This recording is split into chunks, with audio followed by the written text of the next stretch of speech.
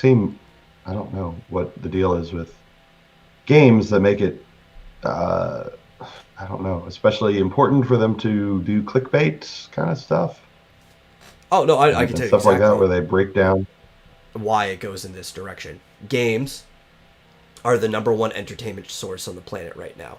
So, if you want to Mhm. get anybody's attention, you target the number one entertainment source, right? These I see. people Yeah. don't actually know anything about games because most of them went and just got a journalist degree and they don't play games themselves until they did this. So, clickbait is their way of getting people to read articles by people who have no idea what they're talking about otherwise. Mhm. Very simple formula right there. Anyway, we're live. Welcome to the Vomitorium. As always, I'm your host, The Metal, and joining me is my co-host, Marsupial Gamer. How are you doing today? It's great. How are you? Yeah. Doing fine. You feeling less cranky than yesterday? A little bit. Yeah, I Just a saw you little on bit. Discord, so I figured you were awake for a little while longer than last time. Yeah, a bit. I wasn't, well, I mean, me being on Discord, like I didn't actually type anything, right? No. I just saw that you're Yeah. you were online, which I'm assuming means you're awake, because usually you at least have the sleep symbol if you're busy Yeah, doing something well, else like work. I don't count being at work as being awake. not not necessarily. I mean, sometimes I just have my computer on with Discord open And you fell asleep. and I fall asleep. But yeah, I have been awake a little bit longer today. In fact, I Starting even right took, in the middle of a conversation. That's how I like to do it. Almost every time. but yeah, I actually even took a walk and took a shower and all that good stuff. Oh, nice. So But I you're fully awake. didn't do yesterday. Yeah, I think so. I even have my, caffeinated beverage. Mm. It's always good. Yeah. Oh, Had there's one myself thing I did want to a bring up bit. before we Mhm. get started. Yesterday, apparently, on D Live, we were on the front page while we were doing our RPG. And we were even gifted a diamond by, I have the person right in front of me. Don't tread on me. Just want to bring that up because I was so busy running the studio stuff in doing the RPG and stuff, like, as the GM, I don't have time to look at the chat ever. Like, ever. That I just completely missed it, so there. And I was only looking at my own chat, and the only person there was Eagle. Yeah. Hey, Eagle was in the Vomitorium chat for a while, but he probably left. I even saw a buy when he realized that nobody was looking at the chat.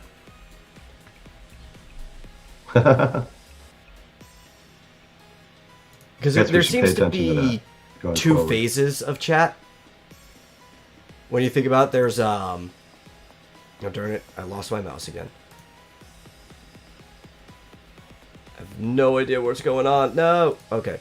There seems to be two phases of chat, right? When it comes to channels. There are the channels small enough Mhm. that the only reason the people are in chat is because the person on screen will talk to them, right? Like, or they might be your friend or whatever, but the direct interaction, right? That's why people go to chat with small channels.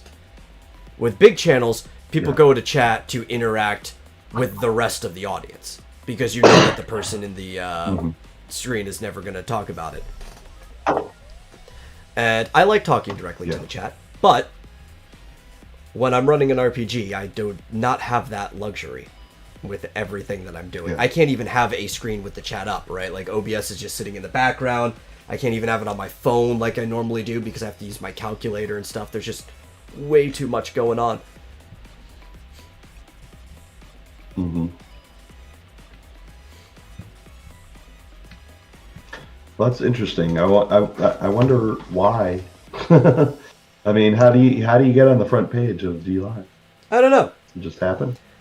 I know D Live Team, there's an account that says D Live Team that lets you know when you're on the front page. It's like a bot or whatever. Yeah. Yeah, I see that. Luckily on D Live you can check you can actually see the Chat all history. of the chats for Yeah. the entire chat history.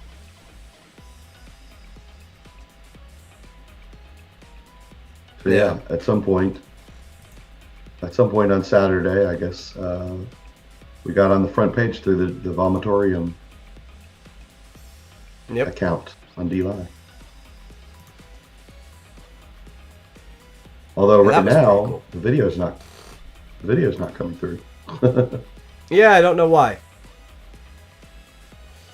That's weird. It's probably because my computer's going nuts. But I see Mr. There we go. My Speaker mouse is thing. back.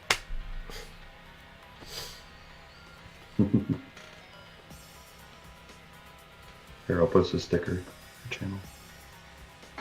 I like DLive. I think as a platform, I like the way it functions a lot. Mm-hmm. I also like that it's Yeah. I think pretty small, I guess would be a way to say it. Like it's very communal at the moment because it's not as huge as like the other platforms are. Yeah, but like there are a few large channels like the Ralph Retort and Red Ice Yeah. TV are pretty big. So I know that the Ralph Retort is, I think that's the only place they are, is DLive, as far as I know. Yeah. Shoot, I was gonna log into DLive on my phone, but I can't remember the password at the moment.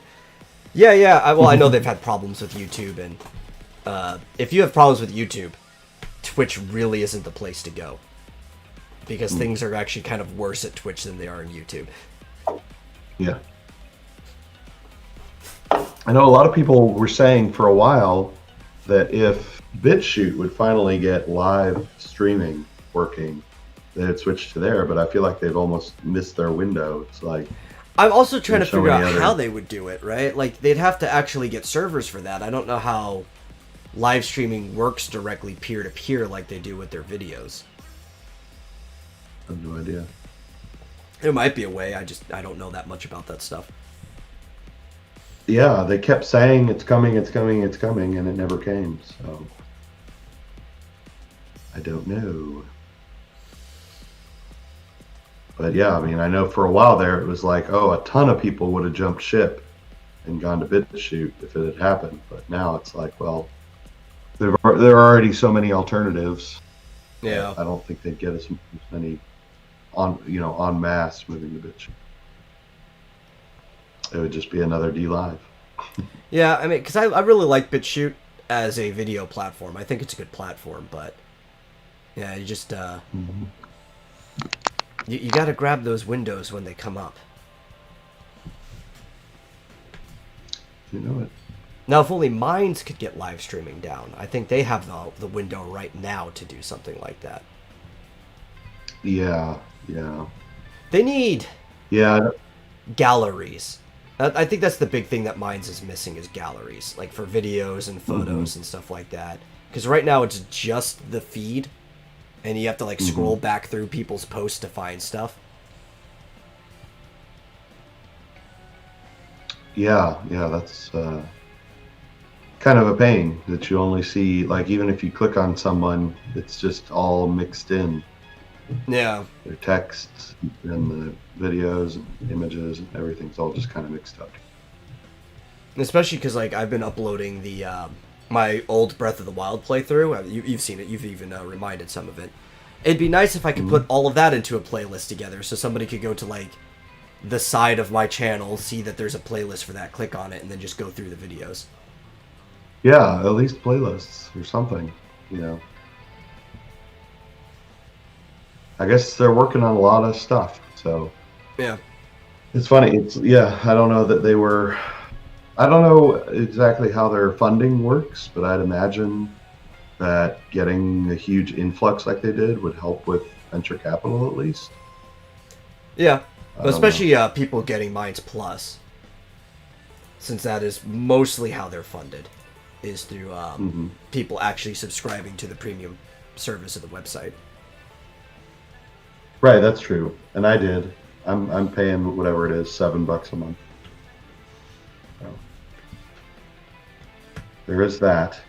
You have not blocked big follows from your Twitch stream. Yeah, I keep forgetting to put those mutes and stuff in there. I really need to do that.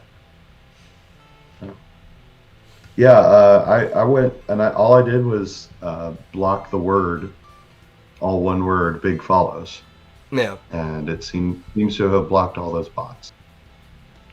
Yeah, I should do that. So. It's just every time I get off of the Vomitorium, which is when I'm thinking about it, I'm usually doing something immediately afterwards, right? Like I'm going to go eat, or then I have to go and hop onto Rick's show, or Rick has his movie nights, which tonight in the Cross Comic server, we're watching Final Fantasy VII Advent Children.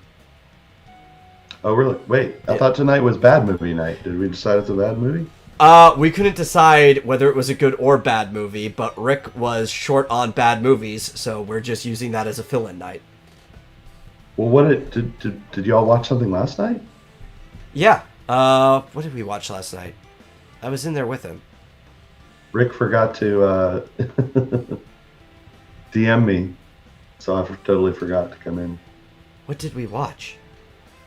By the way, I did it for you. Since I'm a mod, I actually have the ability to add blocked terms. Oh, cool. Thanks. So, done. I did not know you had that. That's cool. God dang. I know for a fact we watched something, because I remember the conversation we had afterwards. I basically took 15 minutes to attempt to explain Kingdom Hearts to Rick. I don't think he got it, but that's no insult to Rick. Most people wouldn't. Oh, I don't understand. It's very convoluted. But what did we watch just before that? I remember it was a good movie. It definitely belonged in Good Movie Night.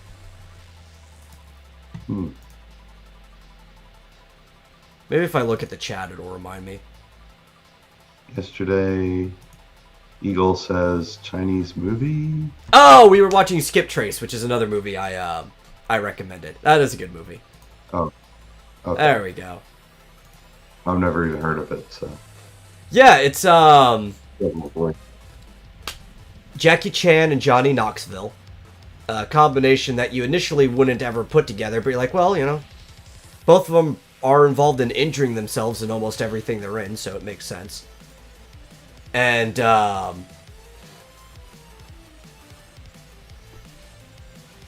wow, man, we're having troubles all over the place, aren't we? I think the Twitch chat is fine. Yeah. Just figured that something's wrong with the Twitch chat, but I don't see a problem.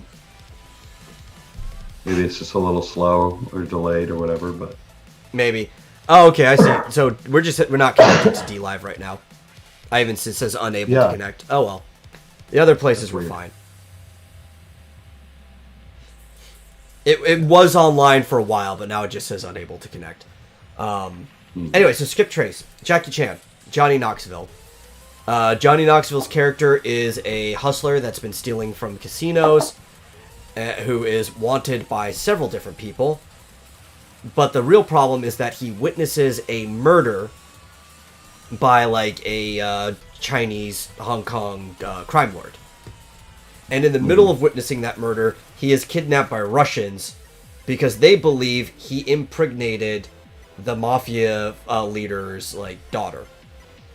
Already a pretty complicated setup. The murder he witnessed, though, is causing problems for Jackie Chan's character. He plays a Hong Kong police officer who's forced into vacation right now because he's obsessed with this character called the Matador. So his goddaughter is in trouble because of the murder the other guy witnessed. So now he has to go all the way to Russia to get Johnny Knoxville's character and bring him back to Hong Kong. But once they're there, after he has a little tussle with this Russian mafia, he has his passport burned by Johnny Knoxville. Being a hustler, is able to get it out of his pocket and stuff. So they have to take the long way back to Hong Kong through Mongolia and the Gobi Desert and all kinds of stuff until they finally get back to Hong Kong and they start to actually stumble upon what was really going on with the Matador and this crime lord. So that's actually a pretty good movie. It's funny. It's got a lot of action. The narrative is written pretty well. It deserved Good Movie Night. Cool. Yeah, I think it was Well, I'm looking. 2016 maybe. It's a movie like it even came out in theaters, but almost nobody knew about it. I think I watched it half a year after it was already out, and it's just like, why didn't I know about this movie at the time? It's really good. I've still to this day never heard of it. Yeah. I think it's the name too, like Skip Trace. Hmm. It's not really one that sticks in your head. Yeah. I'll have to look that up. Skip. Is it 2 words? No, it's one word, just Skip Trace. It's a single word. 2016. Or 2016 might have been when I watched it. It might have been like earlier than that. But it was like mid 2010s. Okay. Featuring Jackie Chan, Johnny Knoxville. Yeah. Are they are they are they black? What? Are they, like the picture appears to show them in blackface almost. No. That Am might I- just be when they're covered in mud. There's a point in the movie where they're all covered in mud. Oh, Yeah. okay. I was like, interesting. No. There's no black space. There's a point where, because they're going through rural China, so there's a bunch of different towns that have different festivals and stuff like that. And one of them to promote the harvest, there's a festival where they go out and they kind of like sling mud on each other, like kids playing in the mud. And Okay. they're running from the Chinese mafia that's chasing them at the time. Yeah. So they go through the mud festival to escape them, so they're just all covered in mud. Yeah, it's interesting that they chose that picture as the front cover. Yeah. I would have chose They it look. when they were riding on pigskins that were inflated down rapids. That would have been the most engaging picture to Oh. put for the cover. Well, I see that picture, but it's definitely not the cover picture for the movie. Yeah. Here's another one that looks like it's in German that has a different picture on the front. Okay. Yeah. Yeah, that was interesting. Like, they don't even look like themselves in this picture. Yeah, it's a good movie, though. So- I had to explain to both Rick and Eagle who Johnny Knoxville was, though. Oh. Yeah. I'm like, how do you Didn't not they know know them Johnny from- Knoxville? You ever watch Jackass? It's like, no, I He never was watched in Men in- Jackass. He was in Men in Black 3 Two. or 2? Is it 2? Yeah, he was the dude with the second head who was working for Selena. Yeah, that was when I first was introduced to Johnny Knoxville, but that was after Jackass. Yeah. Still, I hadn't heard of him until that movie. He also was in a good movie called The Ringer. I don't know if you saw that one, where he plays a guy pretending to be retarded to try to win and rig the Special Olympics. Okay.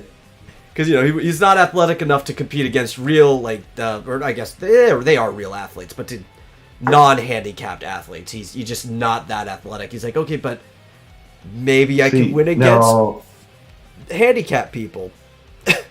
now there's a perfect opportunity to make The Ringer 2, where Yeah, he pretends that he's a trans woman yeah. and competes in actual sports against women. Well, or if he was a coach for somebody, I think his character by the end had developed too much for that to actually work. Though you could probably make a follow-up where it's a completely different cast of people. Yeah, it wouldn't have to be him, but there's an opportunity there. Yeah. I think. If comedy weren't completely dead, because that would be absolutely destroyed in the media and Twitter. Unless it was South Park, where trying to but- destroy them in the media only makes them stronger. That's right. But in a sane world, there would be an opportunity for a Ringer 2. Oh man, I can't wait for the South Park to come back. Oh, they always fall though, so I'm gonna have to wait a long time. But Yeah, was the last episode the pandemic special? yeah, I think that's the last thing they've done. Is that And I was Okay. expecting more because that was done early fall, and like they usually do fall, unless they're moving it back to do spring. I don't know, but we haven't had anything since the pandemic special. Oh, I saw that one. Yeah, yeah. Hey, Flit's on YouTube. Yeah, How's it hello, going, hello. Flit? But man, I love South Park. Did you want And to I know save we're the? coming to an end soon. Do you think? You know, they've You're even gonna said it. wrap Like, it up? I don't know how many seasons are left, but at one point they said it's like, I can't remember what age it is. I think, what are they? Almost in their 50s, right? Yeah. And he's like, we're like gonna be in our 50s now. We're not gonna still be doing this when we're in our 60s. Yeah. So who knows how Yeah. many seasons are left? Maybe we So they have must have- 5, 6, maybe 7. Who knows? But So they've been doing this for 20 years, right? Because yeah, I remember the first time I ever saw, I think it was the Christmas special, was my junior year of college. So I would have been 20 or 21. maybe, I don't know. I'm trying to think. I would have been 20. I don't know. Maybe they, because I think I was actually in the grade they were in when the show started.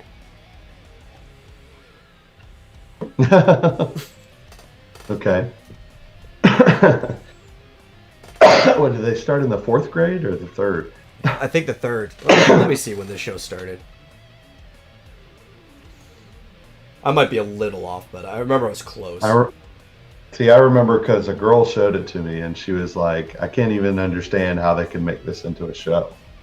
Like, I guess there were rumors that it was going to be a show, or maybe it had started.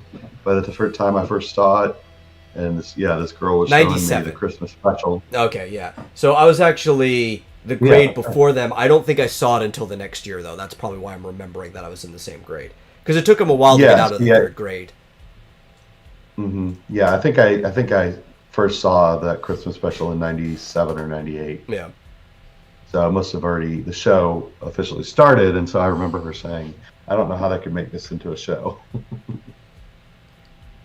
I remember my mom tried to get me to not be able to watch it because how young I was. But then my dad was like, "Get over here." Yeah. But he was always like that. I used to watch like Saturday Night Live with him when I was in grade school and stuff like that. Like, my parents had very different opinions of what I should and shouldn't be allowed to watch. Mm-hmm. So you must be. Are you 30 yet? I'm almost. Almost. Just about. I'm 29. But I'm also late year, so like my birthday is December, so like right in the middle of the school year. Mm-hmm. All right then. Yeah. Well, what do you want to talk about first? You want to talk about this lawsuit? Yeah, we can talk about this lawsuit. That sounds more interesting than most of the things I dug up. Yeah, it was right at the top of the screen, at least on one of the horrific game urinalist websites that I like. Oh, which one? GameStop. GameSpot. See, GameSpot. I don't even ever go to most of these ones. I have certain ones that are like blacklisted. Like, go away from me. Yeah. Well, I don't know where else to go. I mean, there's just no. Ever since exclusively games closed. I mean, I guess Twinfinite is pretty good. Yeah, Twinfinite. They don't always have. They don't always have all of the stories because they're just a small outfit. But I've been following them since they opened, and they started out. With gamer, like not journalism school, graduates, but actual gamers in college.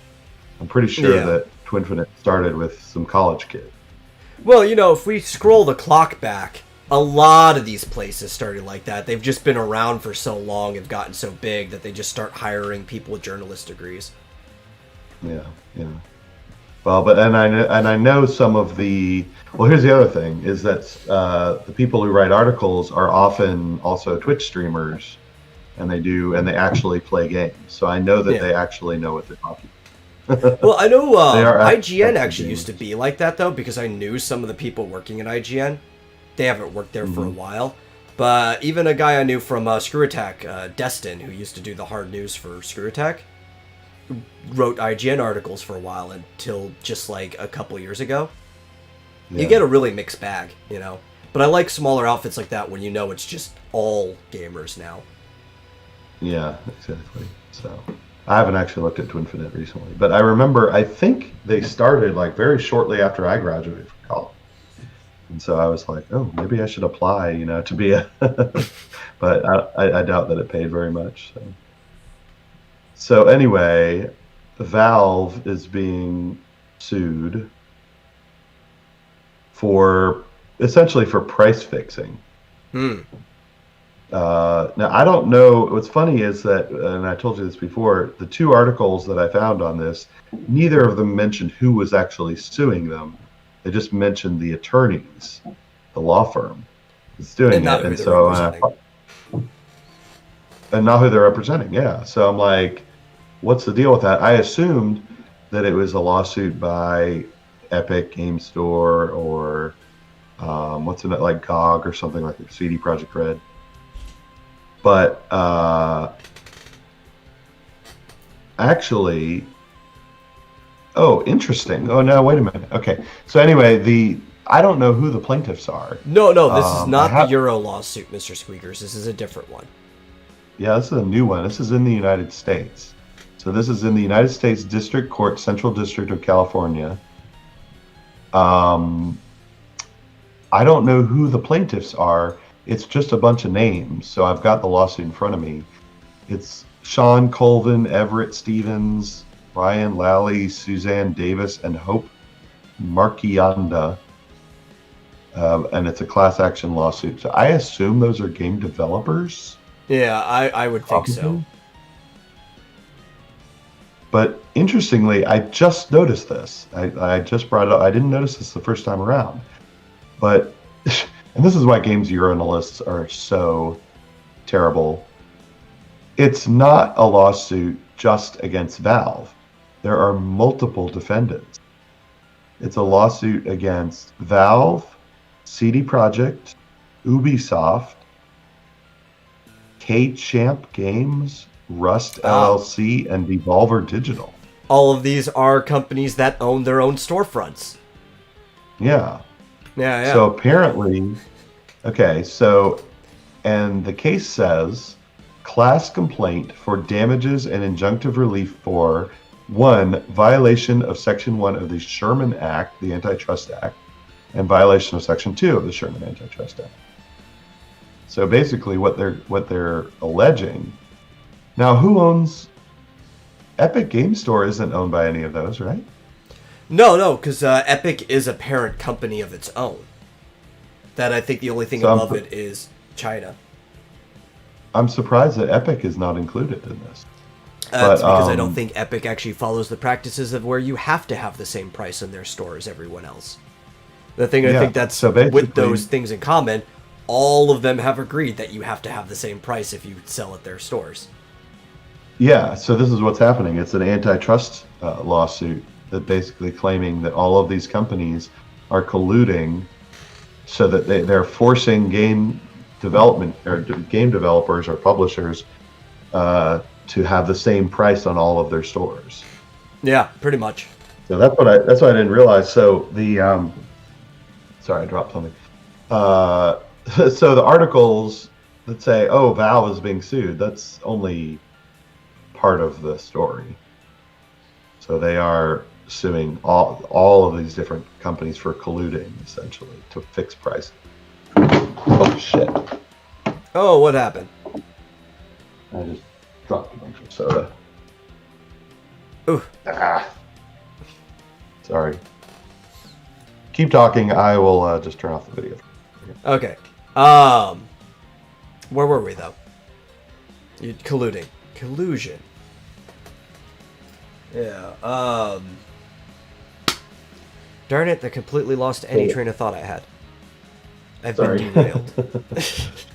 So yeah, basically it's alleging that they're fixing prices and that they're not allowing Yeah, and the thing is, these stores, I imagine, charge different percentages for Yeah, being they listed. do all have different rates, which is why I think it's kind of messed up that you can force people to have the same cover price while they're going to get a different cut of that price from each store. Yeah, and it's like you'd think. I mean, obviously there'd be more competition if they said, "Well, this store charges us a lower percentage, so we're going to lower the price." But obviously, companies don't want competition. Yeah, and I know Steam specifically has ridiculous prices. They take like a third, I think. It's kind of dumb.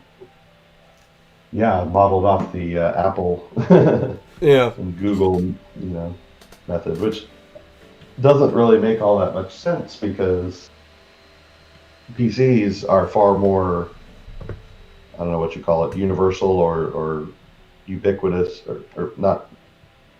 That's not what I'm trying to say. Heterogeneous. I don't know. They're not all controlled by Apple, so it's like it doesn't make sense to charge 30% to list.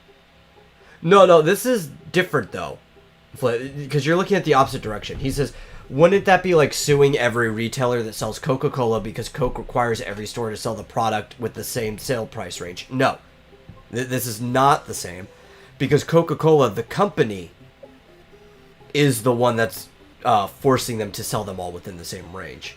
This is coming from the Right. other end. This is basically if Walmart, Target, and every corner store in the country got together and told Coke, you're only allowed to sell this at the price that we all agreed. And we'll make an Right. agreement with you on what the price is, but whatever you agree with one of us is the price you have to sell for all of us, no matter what cut you get from it. Right. And so the equivalent of Coke suing Walmart and Target and grocery stores, etc., saying we should be allowed to charge whatever we want at whatever on whatever Yeah. store. Now, Coke has actually gotten in trouble for their end of this too before. Like, this is a thing that's actually happened in the past, where and you get this in other soda companies specifically and chip companies. They'll put a price on the bag or the bottle, and they'll try to force you to sell it at that price, right? Mm-hmm. And Coke, what was the lawsuit over specifically? I think it's they were trying to sue that people were raising the price and they lost the lawsuit because as long as Coke gets their cut, they shouldn't be able to tell the store how much they can sell the soda for as a profit. So because they Yeah. lost, you're allowed to slap like your own sticker over the price logo on a bag or bottle. Which you see like RC, they'll sell it for 99 cents, but then a store will go and they'll slap a higher price on top of the 99-cent thing so you can't see it anymore. And that's perfectly within the right to do. Yeah. But it is essentially, I mean, it's a sort of a classic antitrust case because it's essentially these companies working together to fix prices. Yeah. We're all going to charge the same price for a given product, regardless of the manufacturer. Yep. This antitrust malfeasance. Mhm. I'm going to have to shampoo my rug. Well, make sure you get some conditioner too. You want it to be nice and fluffy. Yeah. Oh boy, I don't know how that happened. It just slipped out of my hand. So yeah, I forwarded that to Nick Ricada. It'd be interesting to see him go through that and evaluate because obviously we're not lawyers. And we have Yeah, no yeah, idea what we're really talking about. And even a It lawyer may seems not like- even be able to give you the best opinion on this too if it's not in their expertise. And then you Yeah. never know how a judge is going to deal on anything. It seems like if they can prove price fixing across, from one company to another, it seems like a pretty straightforward case. But Yeah. obviously, the devil's in the details. So, Yeah, I agree, Mr. Squeakers. He says this seems this year is going to be a big trust-busting year. Maybe Not hoping. it's Yeah. oddly enough, like I interesting. You would think so because like think about like the Microsoft case in like whenever that was 2000 or whatever or 99 whatever, but it was under the Clinton Department of Justice that they sued for anti-competitive business practices over the over web browsers, basically on behalf of Netscape. But Yeah. Nowadays, it seems like Democrats who are in charge of the Justice Department seem to be in the pockets of big business. So a lot more than they were 20 years ago. Yeah. So it's a good question. It's been a slow creep. That's the problem. Most people haven't even noticed it. Then they become in the pockets of big business. Yeah. Yeah. Because businesses have always had power. So if Yeah. you want to be in anybody's pocket, you want to get into the place that has power. Yeah. But it's been they've been getting more and more power than any government has for like I don't know the last 4 or 5 decades. It's been a slow creep. Yeah. And if you want to be anywhere, you want to be where the most power is. Right. It just seems like way more than in the past.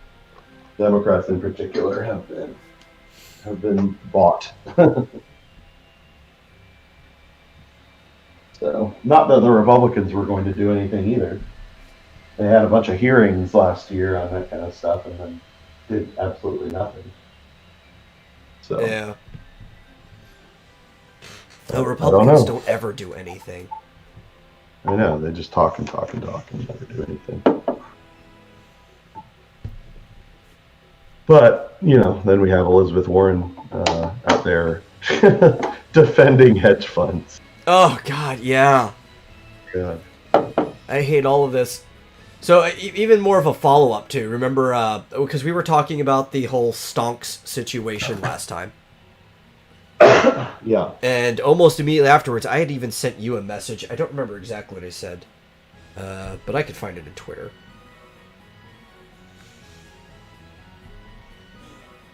If Twitter wants to open up. Here I am. I'm done mopping up my floor. Watch me drop it again. Twitter doesn't want to open up on my phone, no matter how many times I hit the button.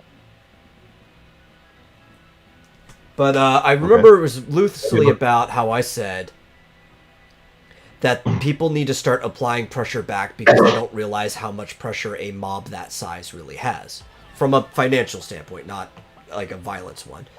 And they did. There's a class action lawsuit going out against Robinhood now for blocking the sale of a public property, which is a stock. All stock sales are all public. That was fast, by the way. The lawsuit came out like the day, like the next day. Crazy. And that's what people need to do. If you see these big entities applying pressure, it's like, well, you are a big entity if you are a group like Wall Street Bets. You're just a more diffused entity. Work together, apply your pressure. You've got the power. What's funny is that other apps of its kind. They got interviewed, and this is like I swear this is a cross the aisle issue. That like it seems like I think we talked a bit about this before, where there's this right left dichotomy, but there's also this freedom tyranny dichotomy, or in this case specifically, sort of corporatist versus populist. Yeah, kind of. That's kind of what it's become down to. Yeah. And so, oddly enough, some people like AOC came down on the side of the people and saying these big businesses shouldn't be doing this. Well, up until somebody she saw as an opponent retweeted her regardless with her.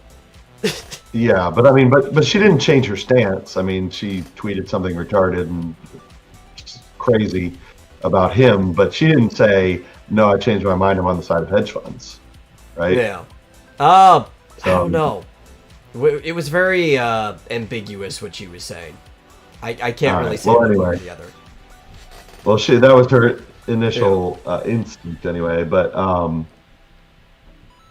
also, like, surprisingly, mainstream media interviews of like the Robinhood CEO seem to be very anti whatever they were doing, and asking them, did the SEC tell you to do this, or was there some sort of problem where you didn't have enough funds to handle all the purchases, or what was the issue?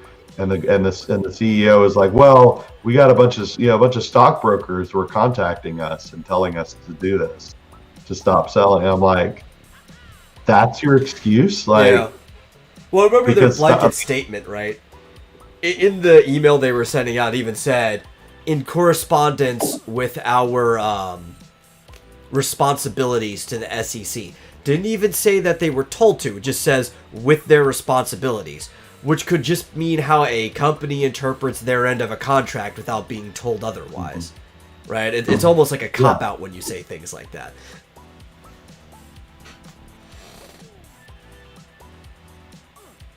I have no idea what you just said.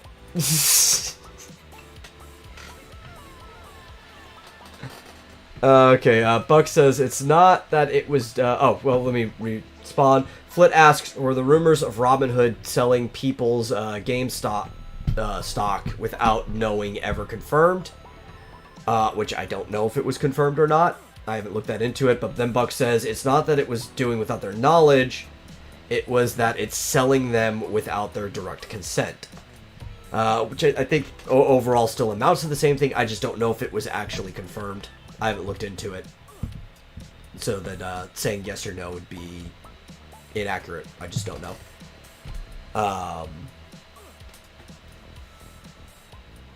sorry, I'm Let's back. see. Oh, there you are. Was it dinner time again? Yes. Okay. About on schedule. Yeah. I told my mom text me and I'll come down and get it, but she didn't get my text. Yeah. Well, you know how mothers are anyway. So anyway, what were we talking about? Um, Lawsuits? yeah. So I mean, well, the interviewers though that I saw were like, did the SEC tell you to do this? What, all this stuff, and he's like, no, no, Yeah, yeah. just our brokerage firm masters told us to do it, and they may or may not be. Yeah, Flit mentioned something about selling people's stock without their consent. Yeah, yeah. I was just discussing that. I haven't seen personally any confirmation one way or the other. I've seen that going around, so I can't really say if it was confirmed. I just know I've been seeing it a lot. Yeah. So I don't know if that's true. That could be. Yeah, that is unconfirmed. Yeah. I know there's a lot of potential antitrust lawsuits going out, specifically with the stock exchange and all this stuff going on with hedge funds. Like I've seen people preparing their documents and stuff like that. Yeah. See, that's always the problem. What Buck said is that they may be within their terms of service. These terms of service are all bullshit. All of them. And the They're always problem, and this is why you can have these lawsuits, it doesn't matter what you put in a contract, which is terms of service is just an informal contract. A contract is not allowed to violate the law. And an average person may not know enough about the law to know if they're signing something that violates the law, to know what their rights are. Yeah.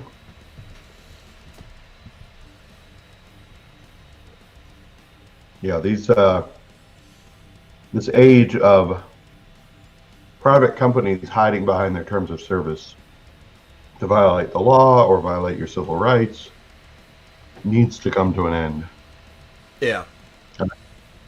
can't believe I'm saying that as a traditionally just conservative to say, private companies are violating our rights and all that. Yeah, well, I mean, there are a lot of good conservative standpoints for why they shouldn't, because you can even go back to the earlier United States. We even have areas where there are cities that were basically private properties. They're private territories, a city that is owned by a company, usually because they're mining or doing something there. And in a specific case, I can't remember the name of the town for the case, there March is v. one L. where they tried to violate people's freedom of speech within this private city. And the government judge is like, no, the freedom of speech, yeah, usually coal towns too, like mining, the freedom of speech applies anywhere. It doesn't matter if you privately own your city. Mm-hmm. So what we need is an internet bill of rights. Not that it needs to be really any different than the actual bill of rights, but it basically needs to extend so that people are aware of what their rights are. Because if you don't have it there, people are clueless to what they can and can't do. Yeah, we need to say, I mean, yeah, there needs to be some sort of threshold where when companies become, when a forum becomes big enough to be called a public forum, it needs to not be able to violate your civil rights. Yeah. And that's not to say that you can't say things that could get you banned from a place, but they need to basically tell you a list of like, hey, this is where you're crossing the line to still be on our platform before you even go into it. Well, but here's the thing. Something like Twitter has become a de facto public forum. Yeah.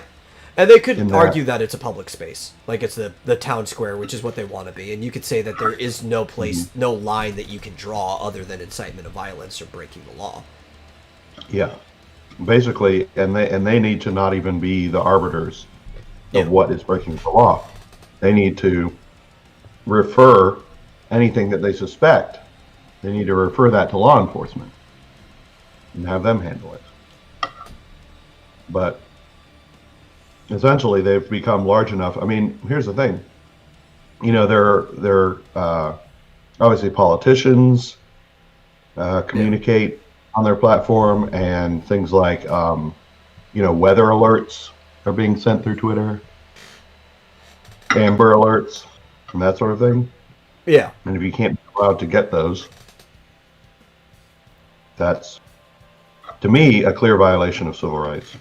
Well, and my biggest problem, too, is that the platform's deciding to be something it wasn't always out of nowhere, right?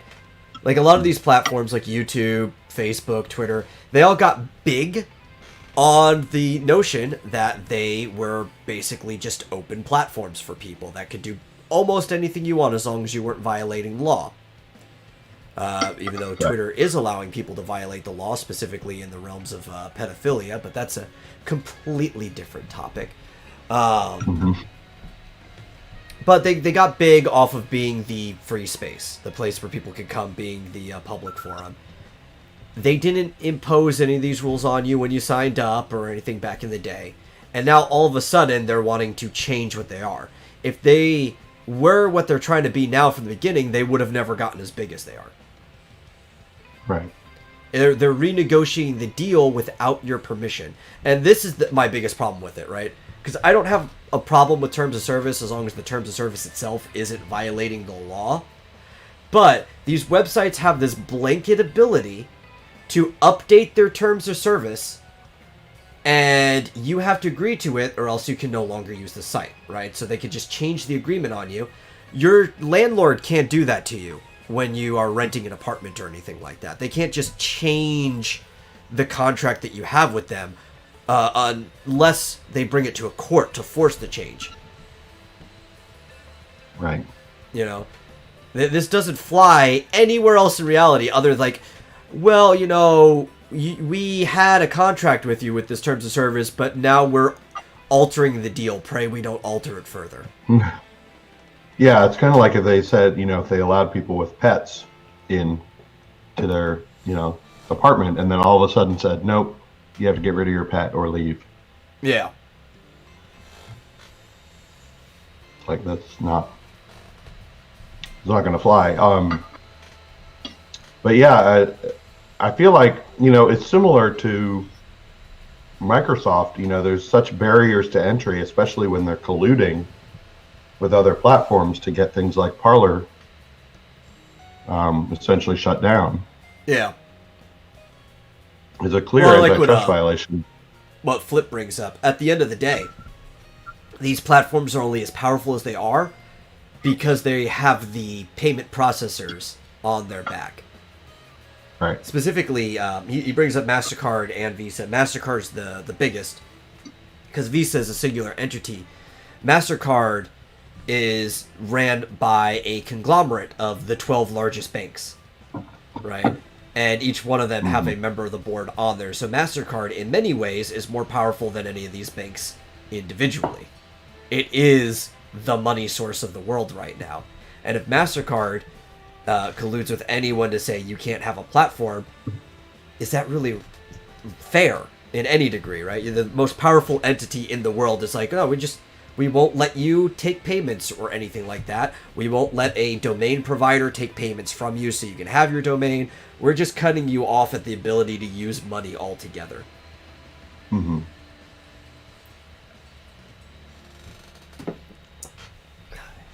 Yeah, but to me, I mean, based on past lawsuits, where essentially once a company gets too big and controls a space, it seems pretty cut and dry that they need to be broken up. In that, when Ma Bell became too big, they got broken up. When Microsoft got too big, they got broken up. Yeah. Well, that's the thing, right? There's two directions it can go, and you and I probably agree. I would always lean towards the diffusion of power, like breaking them up, as opposed to the other one, because the only other direction you could go when you get that big is to nationalize it. And I'd rather the government not be in control of any of these things, so I'd rather them be broken up. But that seems to be the only two directions something that big can go, like at all. Yeah, I don't think they should be nationalizing. You're saying like I don't either. turning Twitter into a public utility kind of thing. Yeah, I don't like the idea of that, but from where it is now, that seems like the only other direction it could go other than breaking it up. Mm-hmm. No, I don't think we should nationalize the banks. No, just stop using banks. That's the real problem. Stop using banks, which are private companies. Use credit unions, which are non-profits. Credit unions are great. Yes, the interest rates aren't as good, and your returns aren't as good either. But you know what? Most credit unions are more local. You even have like state credit unions too, if you want something that's closer to being nationalized. Right. Just use a credit union. Get out of their mess. Don't let the banks have power over you. Yeah, now I know it's technically a private entity, but I mean, isn't the Fed essentially like a national bank? It is and it isn't. It's completely private, but it's ran by the same people that run the country. It is actually the worst collusion that's ever happened in this nation. Right. So Flit, do you want the banks to be run by the same people who run the Fed? Yeah. Why would you want that?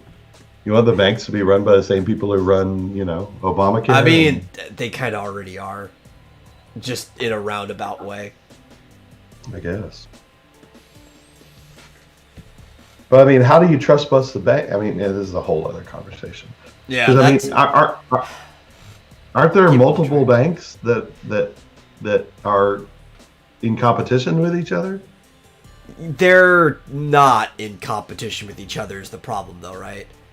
I mean, there are some smaller ones that are, but the big banks, they don't compete with each other. Right? They know they don't have to. They have agreements with each other, so they don't have to compete. Well, they shouldn't have that, but... Yeah, they can't trust bust the banks. You should, but trust me, they've been trying forever. And anytime somebody gets further enough along, they either get knocked out of their position in whatever power they are, or they get bought out. If you really want to bust the banks, everybody just has to stop using them. Mm-hmm. Well, Flynn Yeah. apparently wants the Fed to run the banks, so he wants to give the Fed End the more Fed. power. I agree with Flynn on that. Let's just end the Fed altogether. Mm-hmm. Those are contradictory positions. But Yeah. ending the Fed and nationalizing banks are contradictory positions. Yeah. Sorry, but whatever. Anyway, that's a whole other can of worms that we probably don't want to go down. That would take 2 episodes alone just to get into. Mm-hmm. At least. And I'm also sure that if we spent the 2 episodes getting into that, it would probably be the end of our channels everywhere. No, nobody would care. Anyway. Yeah. See, where were we? What were we talking about? Lawsuit against Valve. Valve and CD Projekt and Ubisoft and all these others. I hate Ubi. So I guess Uplay's the worst. Of like yeah, all of it's them. funny. I have it on my phone, but I'm like, I never use it for anything. I don't know why I even have it. Probably needed it for one game, and that was it. This lawsuit was filed 3 days ago on the 28th. So fairly new. I forwarded it to Nick Ricada. Would be cool if he talked about it. Yeah. If you really want him to talk about it, you gotta super chat it to him. I guess so. I kid. Well, he's responded to me a couple times on Twitter. So we'll see. We'll see if it breaks through. Yeah, but here's the thing.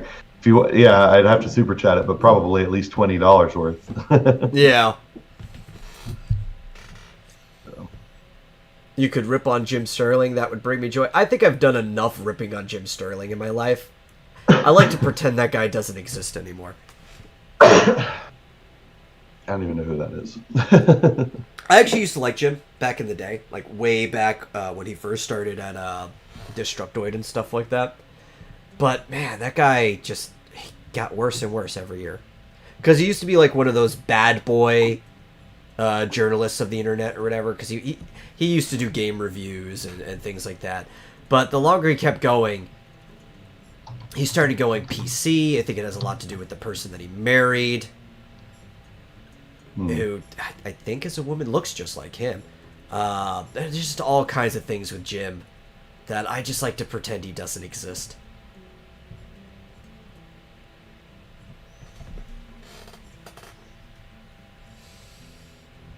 Okay. Yeah. Jimquisitions. Yeah, the Jimquisitions were pretty good back when they first started. Well, I never followed him, so I have no idea what his. Yeah, you're not really Takes missing fun. anything. I actually got to meet him for a brief second. He came over. Actually, 2 people that I used to like, and both of them kind of just became like cucked over time. He had a panel with Adam Sessler at SGC 2013. Both of them were mostly tolerable back then. Though I was peeved in that panel because they did insult Gamergate during it. Because somebody brought it up in a question. It was mostly like a Q&A. And people would like... They didn't want to have the lineup of people. They didn't want to like prioritize anyone or anything like that. So everybody wrote down their questions. They put it into a big bin and then they pulled them out at random. And then both of them would have like a brief conversation about the question real quick. So they only ended up hitting like 20 questions throughout the course of the panel. But one of them ended up bringing up Gamergate, and they kind of shat on Gamergate for a little bit. I'm like, man, that's not cool. Especially you guys used to be like the bad boys of reviewing and stuff, and you're gonna take the side of these non-gamers and all like the collusion between companies and stuff like that. I just Yeah.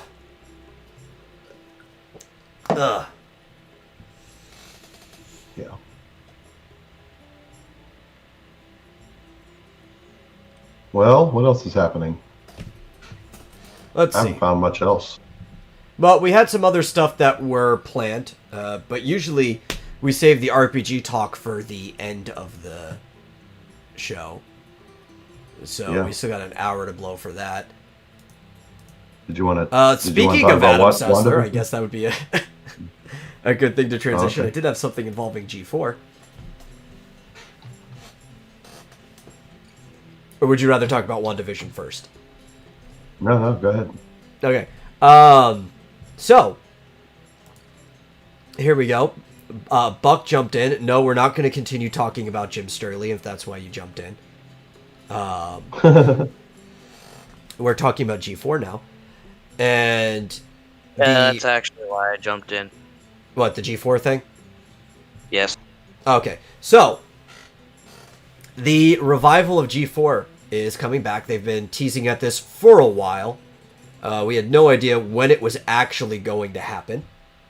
I think it was, early last year is when they started. They had people giving in their, audition tapes and stuff like that, their audition reels. Nobody uses tapes anymore. And it kind of got pushed back because of the whole COVID thing. Because we hadn't heard about anything for the rest of the year since then. And now they finally started. I think it was this Friday. I missed it because I didn't find out about it until right now. But they're starting with a show called B4 G4. So the letters and numbers. And it's a weekly series that's going to be on Twitch and YouTube. So they're not going back with the legacy media because hopefully if you are something that centers around tech and stuff, you kind of realize that TV's dead. Right. Yep. So it's going to be on Twitch and YouTube. And I don't know exactly what it's about. Like I said, I didn't watch the first episode. Mm-hmm. But it's supposed to be part of what's leading up to the return of the G4 network.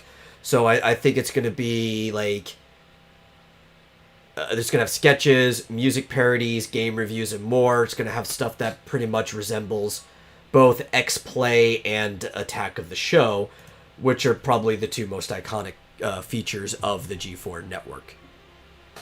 Mm-hmm. So the big question is... Oh, sorry. Is Morgan Webb going to be on it? I do not know. I don't know if anybody's returning, because we know for a fact that they're looking for new people, right? They had that whole audition thing. So I don't know if this is going to mostly focus on the new people or not. Man, Morgan Webb was the best, though. I would love to see her in something. Yeah. As Olivia Munn might try to be getting back. I mean, she's basically been blacklisted from Hollywood ever since she exposed a serial predator. Yeah. Which I give her a lot of props for that. I've had a pretty love-hate relationship with Olivia Munn since she's left G4. I mean, I liked her back when she was on Attack of the Show. But I don't know. She always seemed kind of like the fake geek girl in the room. Mm-hmm.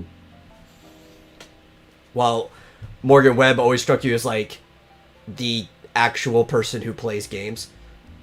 Yeah. I liked her better. Yeah. Oh, she was the cooler person on the show too. I used to kind of like Adam. I had some nice conversations on Twitter with him back in the day. One time, I remember a specific conversation that came up where somehow we got on the topic of how does Batman use the restroom in his suit. And as impractical as it sounds, I came to the conclusion that Batman must have some type of catheter in his suit. Because there's no way he's getting that thing off in time to be able to use the restroom when he's out in patrol. Plus, does Batman seem like the type of person who would stop to use the restroom when justice is afoot? But Morgan Webb was always the cooler person. She was basically what kept that show going. Nobody would have watched it just for Adam. Mm-hmm. Wayne But I always liked Enterprise Kevin Pereira. Kevin diapers. Pereira was cool.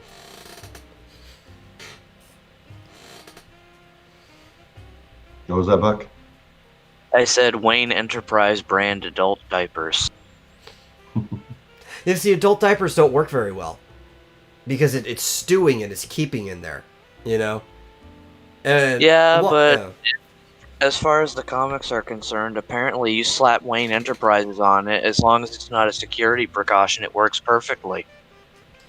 Yeah, I don't know, man. I don't. What is this?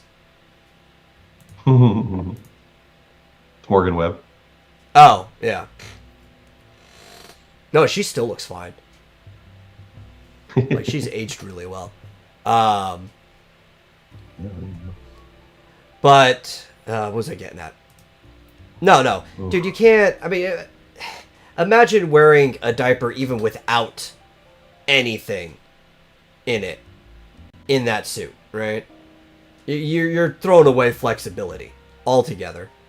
And a traditional catheter would be awful. But if you have the chassis of the suit already there, you could create a pocket and it could work fine. I think the catheter is the way it would go. It's also the cleaner route than having a diaper just stewing the pee. Mm-hmm. How did we get on this topic? Oh, I brought up Adam Sessler. Adam Sessler. No. And this is an actual Twitter conversation I had with him at one point in time. It went on. It was a pretty long thread. Sorry, I stopped streaming. Yeah. Maybe the Dark Knight pees in his suit like a medieval knight. Yeah. Explain why none of the other Justice League members stand very close to him in group shots.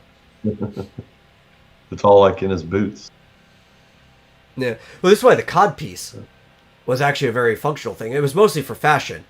But unlike a lot of other suits, the codpiece, you could actually quickly detach it, and then boom, it's already right there, ready to pee. Mm-hmm. I kind of hope if G4 comes back, they go back to, like, getting the licenses to air those reruns of old Japanese game shows that they used to do. I actually enjoyed watching those. My problem is, like, Almost. the idea of bringing G4 back. Like, the format has to be 100% different.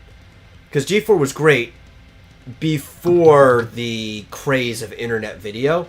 Internet video is actually what killed G4, especially with the review stuff, because there was no way that a weekly show, which their shows were much better when they were weekly, could keep up with the news of the internet, where people could upload videos as things are ready. So then they tried to go daily, and the shows just became awful when they were daily. Mm-hmm.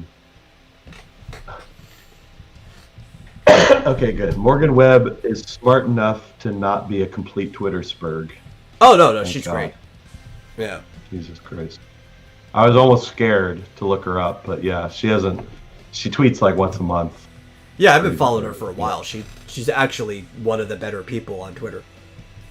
And she only tweets about, you know, game stuff or G4 or whatever. Phew. Thank goodness she's not a complete Yeah, as far as I could tell, Morgan Webb's still just the same Morgan Webb. Good.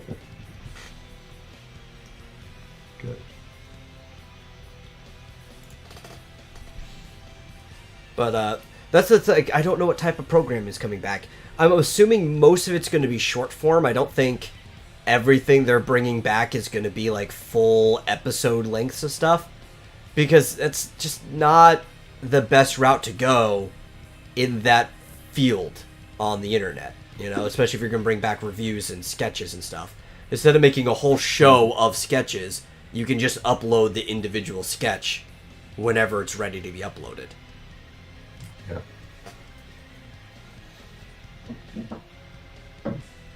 Interesting. Yeah. I don't even remember her. I was about to say, I mean, at this point, as long as the review doesn't start off with a 10-minute spiel about, hey, everybody, this is blah, blah, blah, blah, and this is blah, blah, blah, blah, whatever game, and, like, taking 10 minutes to actually start talking about the game, they'll already beat out a lot of the crap that's around now. Oh, yeah, dude, I hate freaking, especially the corporate ones. You could tell when somebody's a corporate, like, sponsored reviewer. I hate modern internet reviews. I like the dude who just, like, turns on his webcam on his couch, burps into the camera, like, okay, this is what I thought about this game. and it takes like 5 minutes for them to get their thoughts out.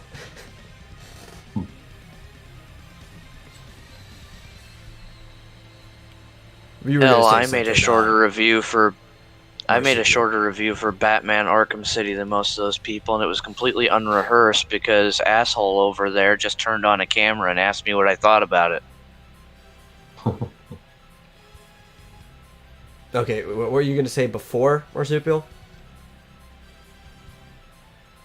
Oh, just that I barely remember what those shows were like. It's just been so long.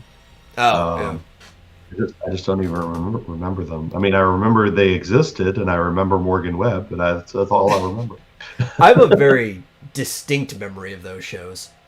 Like I could tell you characters that were on them and stuff, like the ones that were played by actors. I could tell you like even some quotes from some of those characters and stuff like that. I even recently somebody was trying to ask me if Shin Megami Tensei 3 was any good since it's getting a Switch remake. And I was like, good. It's like one of 2 RPGs ever that X-Play gave a perfect score. And I sent them that review. It was one of their better reviews, too. I remembered that one for the Shin Megami Tensei Nocturne. And they were talking about how it, like, kicks Kingdom Hearts in the teeth and stuff like that. I have very fond memories of those shows. What was Flit talking about? Burping into the camera? I don't know. The DSP Darkside Phil. I don't know if he does game reviews. I don't actually watch Darkside Phil. I know of him. I've seen his stuff. To me, he's more of a... I think he's made at least one. Darkside Phil's probably done at least one of everything. I know he did like a cooking thing at one point in time. The dude's owned houses. Like, that guy is just... He's a myth of the internet. He's just a living myth. Who's got the devil's legend, luck. really. Yeah. It's funny. It's all he has to do is just keep doing what he does. Yeah. It's not luck. It's just not caring. No. In other regards, he does have the devil's luck. Okay. Yeah, especially when it comes to like his home investments and stuff like that. If you actually, like, I don't watch his stuff, but I have followed the trends, and it's like, how is this guy even as successful as he is?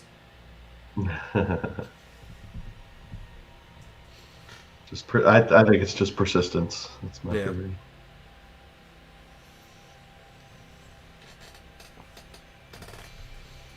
But anyway, now I'm looking. My eye got drawn to a MacBook Pro review. Man, I need a new MacBook Pro. I need it bad. How bad? Very bad. So much so I am very close to just ordering one. I'm just constantly getting the same chat from Flit. I think Restream is broken. Is that what's happening?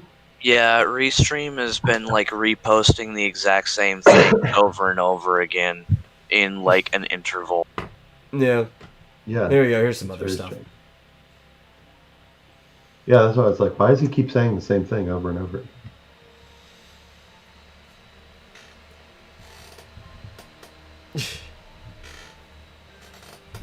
Man, how many people are streaming right now? Apparently, Flit turned into one of the aliens from Mars Attacks.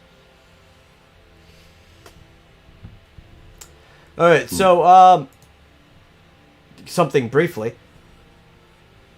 Apparently, Bayonetta 3 is still very much a thing that's going to happen.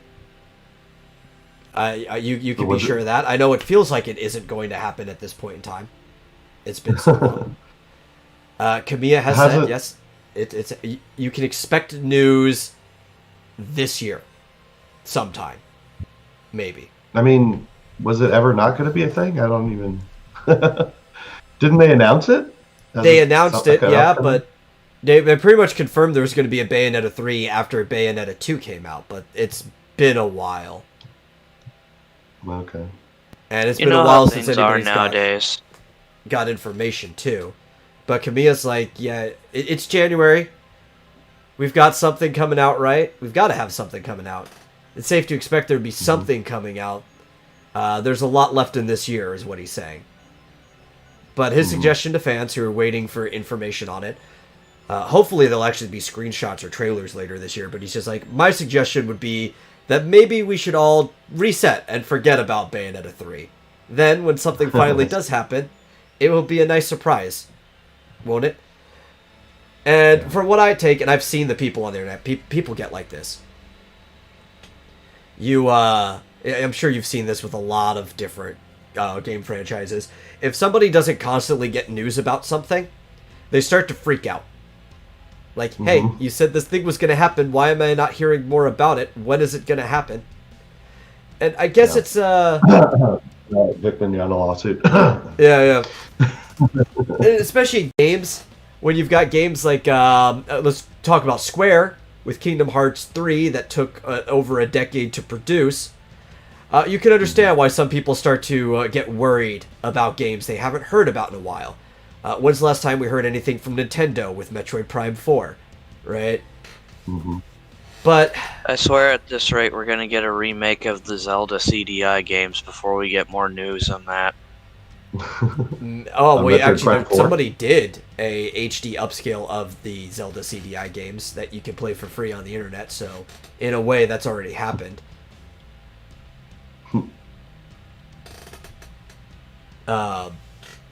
But yeah, it's people get worried.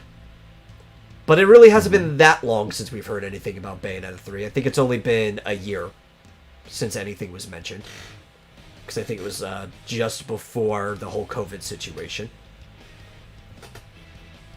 And, yeah. I mean, I think people need to be especially patient with things after the last year, especially in Japan. As we've talked about several times, they're not really situated for at-home work like America is with the internet connection and everything like that. There's a lot of things that are probably going to be delayed by at least half a year, if not more.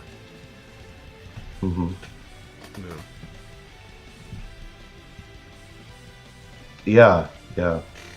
It's interesting. I wonder if that's going to affect the life cycle of something, of like the Nintendo Switch.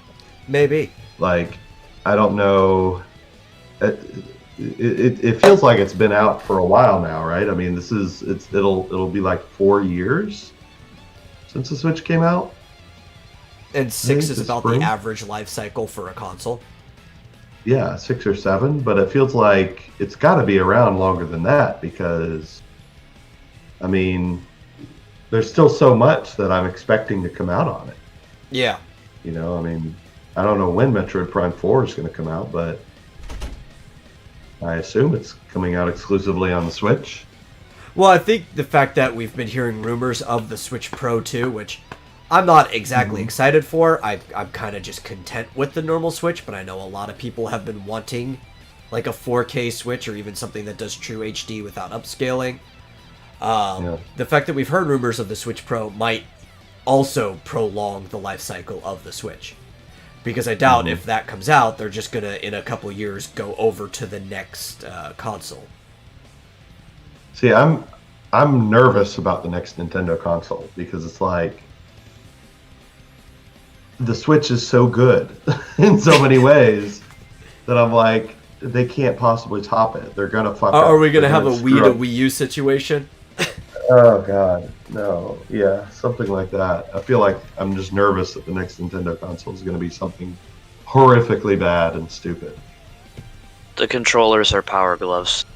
That's right. Power Gloves, and it's the Virtual Boy 2. That's right. Yeah. Yeah. A, whatever you call it, a headset without a strap. Yeah. Where you just have to set it on your desk and go in. Yeah, just like the Virtual Boy. And it's still all going to be red and black. Like, it's going to be HD red and black, but it's just going to be wireframe red and black. Ugh. The horror. Oops. I don't know. I wish that they would just come out with a Switch 2, Switch 3, Switch 4. I don't know. Just keep it the same. Yeah, Just make but it that's faster. not Nintendo's deal. They need to call it the Super Nintendo Switch. Yeah.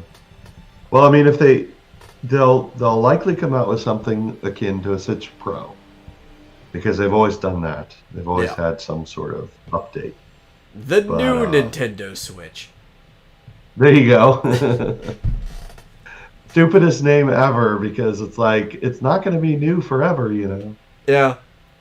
So we're just gonna go back after the Switch. I'm saying they do this for years. It's just gonna be the Ultra Nintendo Entertainment System, Hmm. and then we'll have the Mega Nintendo Entertainment System. We'll just keep going back to that naming convention. That's right. The Switch 64, Yeah. Switch Cube. The Switch Cube could be Oh. onto something, It's right? Like, what a if Switch, it except was it's the a cube dock? that you have to hold like this. No. Think about this. What if it was the dock, right? So it still uses the cartridge like the Switch, but it folded up into a cube. And when it's in cube form, you could plug it into a TV. And when you unfold it, there's the screen there and the controllers. Okay. Yeah. I like the idea of just a cube. Yeah, where just to keep. you have to turn it around to see, like, every side is a screen. It'll be There's like 6 screens. be a transformer. Yeah. Nintendo officially assimilates Sega so they can name one of their consoles the Nintendo Genesis. That's right. I don't know. I have this idea in my head now. An unfolding cube console seems pretty cool.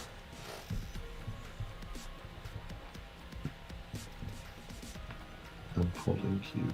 I mean, I don't. Is that what they named it? They do already have a Switch Lite. Yeah. New Switch Classic. Yeah, the Switch Classic will just be just a Switch when it is today. Game Switch. Game and Switch. Instead of Game and Watch. I don't know. What would I'm that gonna be? name A my, Switch that's just in black and white? Yeah. I'm gonna name It just my has- Switch Cube, Switch Wave. Mhm. It'll be a Every transformer that game goes is from.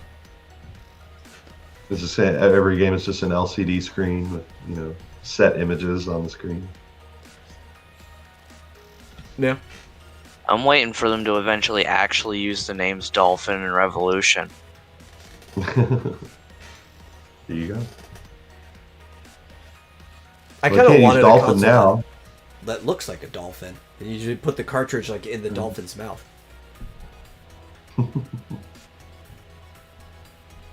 I don't care for cartridges anymore. I get all my stuff digitally. I don't know. I kind of like the little, basically SD card cartridges that the Switch has. Yeah. Especially since if they're taken off of online sales, you're not screwed over if you had to uninstall it for any reason. Hmm. Today I learned toasters are expensive, and I am not sure if I want one anymore. Well, if you're not sure you should want one, and toasters are expensive anyway, you should get a Razer toaster. What? Razer, the computer brand that makes like accessories for computers and stuff, made a toaster. Hmm. As a KFC joke, made a console. because everybody always says, "What are you playing on a toaster?" So Razer made a toaster. Interesting. And I vote Bethesda is hard at work trying to port Skyrim to it. undoubtedly. I vote toaster oven. If you're in the market Toaster for a ovens are toaster, great.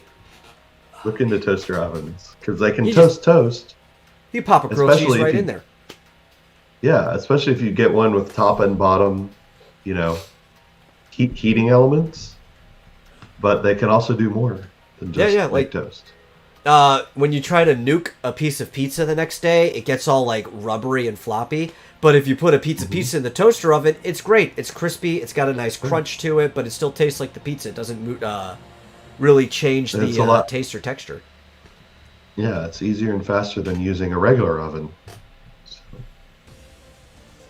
Yeah, I don't know if they Negan- still do. I think it might have been a limited time thing. Let me look about the Razer toaster. Freezer toast. And if you get a toaster oven, there's already a Skyrim port for that. So. Yeah, it was called Project Breadwinner. It was an April Fool's joke, but they actually made some real models. I don't think it's still for sale, though, because it was an April Fool's joke. What's funny is I had, at one point, a toaster and a toaster oven, and I ended up keeping the toaster, like, in a drawer or, like, in a cabinet and never used it, and always used the toaster. So when I had both, I only ever used the toaster oven. Anyway, I don't know how we got on that. I guess Mr. Squeakers brought it up. Yeah.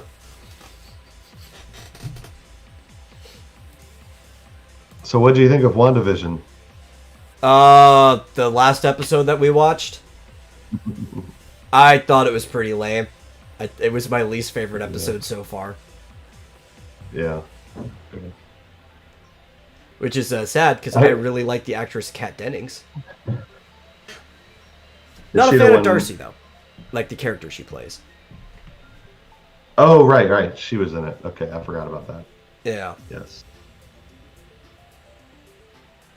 Just a small wrench in the works.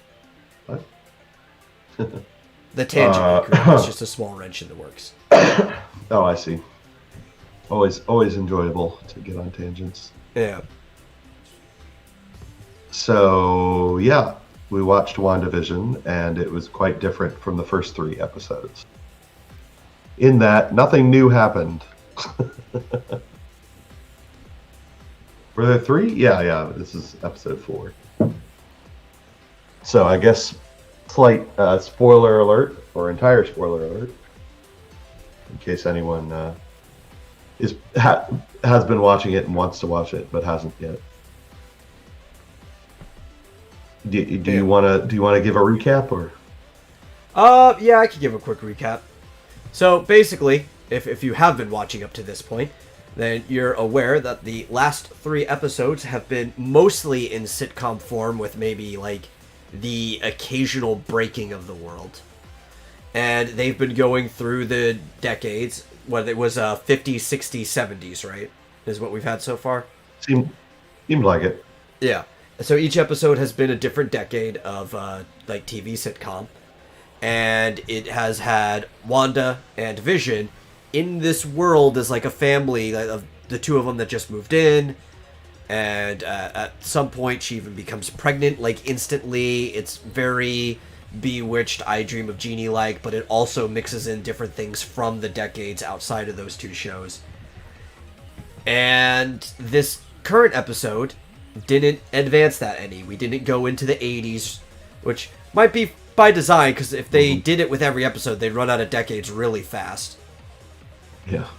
And this just kind of did the behind the scenes of explaining everything that's been going on during the first 3 episodes. Setting up like the plot, the stuff that usually you get done at the beginning, unless it's in medias res, which it was. It just kind of threw us in the middle of things. And it kind of set up the time frame. You know exactly when it happens. It's shortly after Endgame. Everybody's back. And I don't know. It was boring. It was just really narrative driven of, now you know where we're going with this show for the most part. This is So I have an opposite opinion on this than most of the people I've been seeing on the internet, depending on where you go. Like on my Facebook, I have a lot of normies, right? So they're going to have a lot of different opinions on this. And most of the normies hated the first 3 episodes and were kind of just watching to watch it, because they're fully just bought into this MCU thing. They don't care if it's good or bad at this point, right? And you want me to explain real quick? Flit says, what is WandaVision? So it's just real briefly, it's a show on Disney Plus that follows Wanda Maximoff and Vision, the robot guy. And so far, as Metal just said, it's appeared to be like a sitcom. So started out in black and white, and the latest season was in the 70s, so that was in color. But Yeah. anyway, go on. Yeah, it's an MCU thing. Yeah, so a lot of the normies, they just bought into it. Like, they're expecting it to get better, even if they don't like it. They don't like the sitcom part, which, as you and I have talked about, that's the part I actually like about this show, and I'm, like, afraid that I'm going to stop liking it because it's going to go away from the sitcom. And you know it's going to go away from the sitcom eventually. Yeah, I've liked it, and I almost wish that they had done more. I wish they hadn't advanced through the years as quickly as they did, because, like you said, they're going to run out of decades here. Yeah. And it's sad because I like that part too. Yeah. Right. This is wrapped up in other MCU stuff. They have a fixed timeline of when they can get things done, so that it meshes in with other things they have planned. And so most of the normies on my Facebook, I saw this one meme of like them being food sped the first 3 episodes, but then episode 4 is when like they actually smiled. And I'm having like the opposite reaction to this show as everyone on my Facebook friends list. It's like, no, that was the bad taste one. This is where if you get a bag of Doritos, most of the Doritos are kind of just like balanced. And occasionally you get like a really good Dorito that has like way too much on the powder on because it's been sitting on the bottom. And that was episode 3 to me because I really liked episode 3. The first 2 were like, okay, I actually really enjoyed 3. 4 came in, and it was like, this is the chip all of that powder fell off of. There was nothing on it. Yeah. Yeah. Damn it. Very disappointing Dorito, definitely. I hate when that happens. Yeah, that's my experience with WandaVision so far. Yeah. So, I mean, it was interesting. I did like, what was her name again? The girl from the Thor movies. Oh, Darcy. The assistant. Yeah, Darcy. Played by the wonderful Kat Dennings. Yeah, she was cool. We didn't get enough Monica Rambeau. Yeah. I liked her. I think that's going to be an interesting character, hopefully. But we didn't really get enough of her. I hope we get like some full-on Photon. I feel like she's already Photon from the way they were describing it, because he said she was grounded, so Earth-only missions, meaning that she probably has been in space already. Mm-hmm. They need to wipe out Carol Danvers. She needs to go away and replace her with Monica Rambeau. I mean, Monica was the first woman to have the Captain Marvel name. Yeah. They need to kill off Carol Danvers. She's never a good character. Yeah, but she's always better as Photon than Captain Marvel anyway. I feel like Captain Marvel has kind of just become a curse of a title, where unless you are Marvel, it kind of just ruins the character to be given that title. Yeah. Well, what they need to do, obviously, clearly everybody knows this, they need to bring in the X-Men, have Rogue steal Captain Marvel's powers, and she's just in a coma for the rest of the time. Just forever. Yeah, I'd be fine with that. That's my favorite version. Route. Yeah, my favorite version of Captain Marvel was the one in the X-Men cartoon, just in a coma and completely forgotten. But to be fair, she was still just Miss Marvel at that time, and Carol was a much better character when she was Miss Marvel. She actually used to be my favorite Marvel character. She was interesting, and right around somewhere between 2010 and 2012 is when things started going wrong for her as a character. Yeah. Yes, Rick, we're talking about WandaVision. Yeah, well, YouTube and Restream are broken at the moment, so we're just going to keep getting a bunch of repeats. Like, I'm seeing the same stuff from, like, the last 10 minutes, just continuously copying and pasting back and forth. Oh, that's weird. I'm looking at YouTube, and it seems okay there. No, yeah, well, if you actually were paying attention to the chat that shows up, even though you can only get 2 at a time on there, you'll just start to see the same thing posting over and over, because it's going off of the Restream chat in OBS. Yeah, I see on Twitch, oh my god. Yeah. What's going on there? I don't know. Anyway. Maybe turn off the chat relay for that. Maybe. Yeah. And if I open It the looks settings, fine it's on going to YouTube. screw a bunch of stuff up. Probably fix itself by the next time we stream. Yeah. So, anyway, yeah, so they've had the sitcom going, but the weird things have been happening. Like, the radio started talking to Wanda, saying, "Who's doing this to you?" Some people kept popping up. Some weird beekeeper popped up out of a manhole, out of the sewer, and she flipped him out of existence. The helicopter that appeared in the bushes. Oh, well, if there's a beekeeper, I think I got a good idea of what they're considering the villains in this. Well, they actually just explained in this episode how that beekeeper showed up. He wasn't actually a beekeeper. Yeah.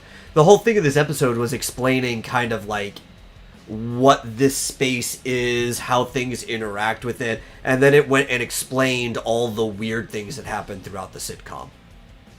Yeah, it explained all of it. And the beekeeper was just... that may have been a reference to some...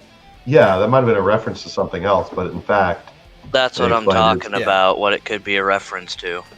Yeah, but I think it was just a reference. It wasn't. I think it was just fan service. Yeah, because it was just a sword agent in a hazmat suit, and then he became a beekeeper when he went through the wall. Right. Andrew Torba.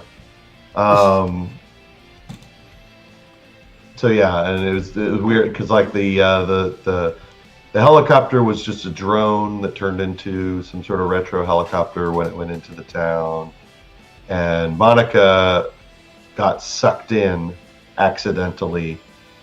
When she approached. So there's some. Yeah, and there was some question. Like it seems like when she got sucked in, she became a character, right? Like she was casted into the show. Right. But she wasn't. So she seemed to have some level of what's the word? Where she became that character for a while, at least. Like she wasn't undercover at first, but she started to remember. She wasn't supposed to be cast in the show. She wasn't one of the original people drafted. In fact, they kind of even talk about that in the previous episode. Her character doesn't have a house or a job or anything. She's just kind of there. Yeah. But she basically got amnesia initially. Yeah. She appeared. So she just kind of appeared in episode 2, right? Yeah. Because she wasn't in episode 1. And then, then she got kicked out. Which is interesting because it didn't show, initially, it didn't show at the end of episode 3 how she got kicked out.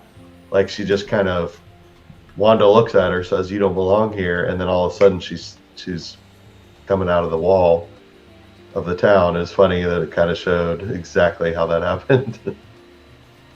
She just blasted her out of the town. Yeah. Overall, I didn't like the episode, though. Yeah.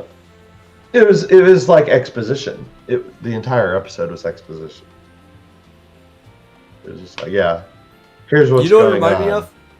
It reminded me of exactly what I didn't like about Agents of S.H.I.E.L.D. Because Agents of S.H.I.E.L.D. was okay when it was doing its own stuff, but there's too much of like movie tie-in things that happened in Agents of S.H.I.E.L.D. And it felt like those episodes. Yeah. Well, to me, the reason I didn't like it was because there was some mystery in the first 3 episodes, and I don't like it when they don't wrap up, the Lost effect, right? When they don't wrap up these mysteries and explain them eventually, but they explained them way too soon.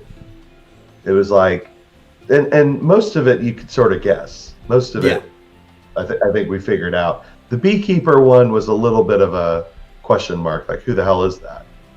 But it could have been a comic reference. It could have been the actual like character or anything like that. Turned out to be more of a reference, just leading to explaining something. Turned out to be like nothing. It was just complete.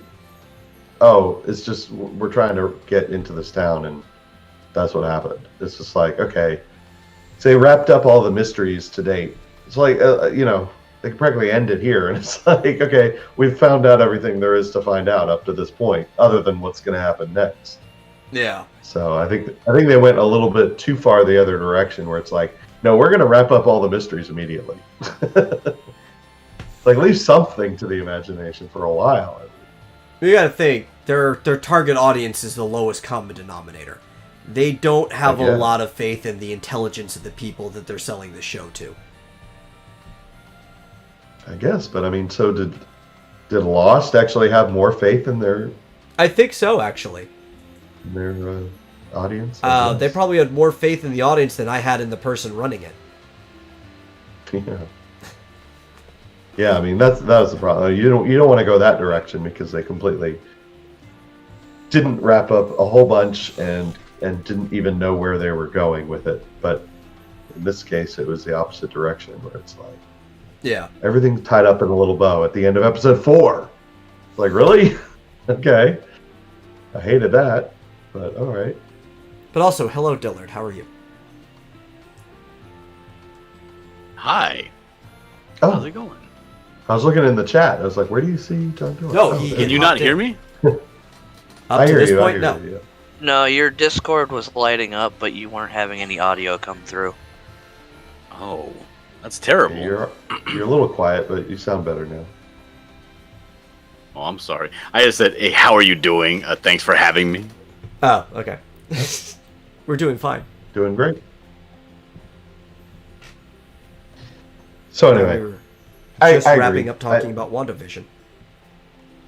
I definitely didn't like episode 4 as much as the previous.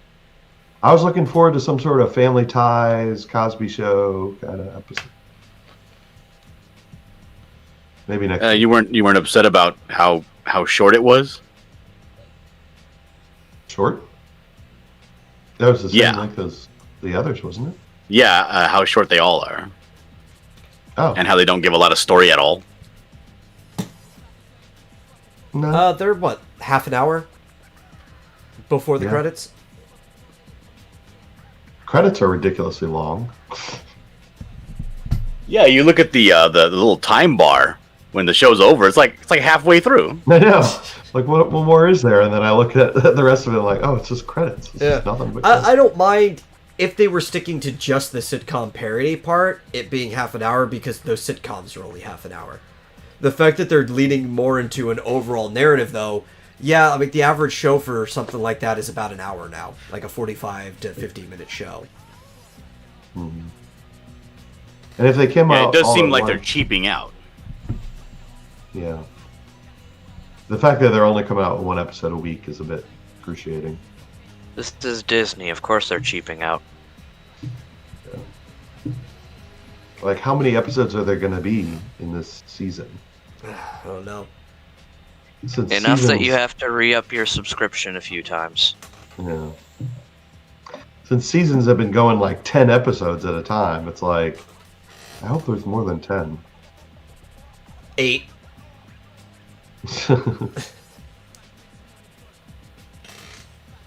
I definitely hope there's Yeah. going to be more. I don't know. I was Remember when talking the about it a season- little bit yesterday, and it seems like there's not a lot of content going on. Like there used to be in shows, or if you watch like a soap opera or something, there'll be a little reveal right before they switch characters, or they switch who they're focusing the attention on, the narrative. Yeah. And it's like the show builds up very slowly, and there's a very anticlimactic reveal, and then that's the end of the show.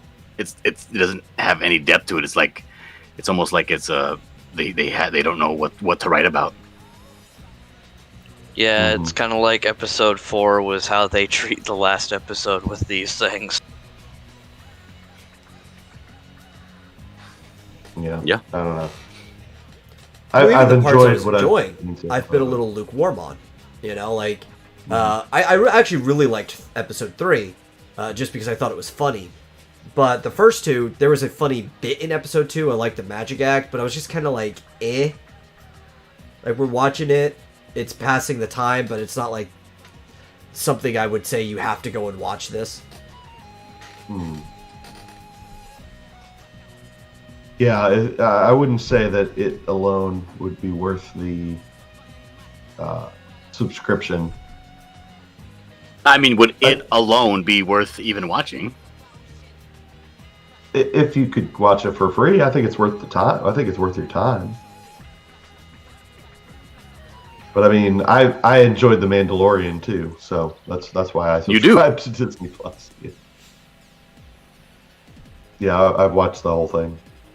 I binged that one because I only just got Disney Plus like a month ago. So. I No, it still kind of left haven't me watched feeling like season 2.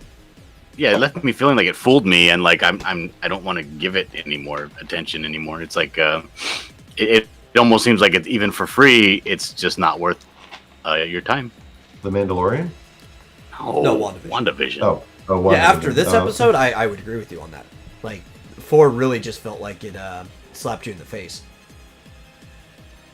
Yeah, it's like, oh, so this is what this is? This is no good at all. Never mind. I thought this was going to be something different. Like, you thought after the first 3 episodes that it was going to be something different? Yes, they were setting it up. They were setting it up in one of 2 ways. It could have been how it ended up being, which was bad, or they were also kind of setting it up almost like the, if you remember the "Don't Hug Me, I'm Scared" YouTube videos. Yeah. Mm-hmm. Where there's a bunch of little mysteries and you got to figure it out for yourself, and the whole show would be one big mystery, like a Lost. You know what I mean? And it just was not that. It was, oh, this is very simple. What's happening? It's just we made it boring on purpose. Yeah.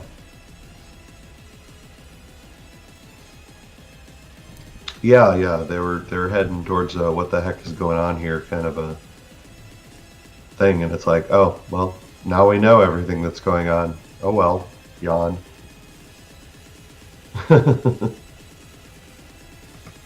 I mean, I guess they're trying.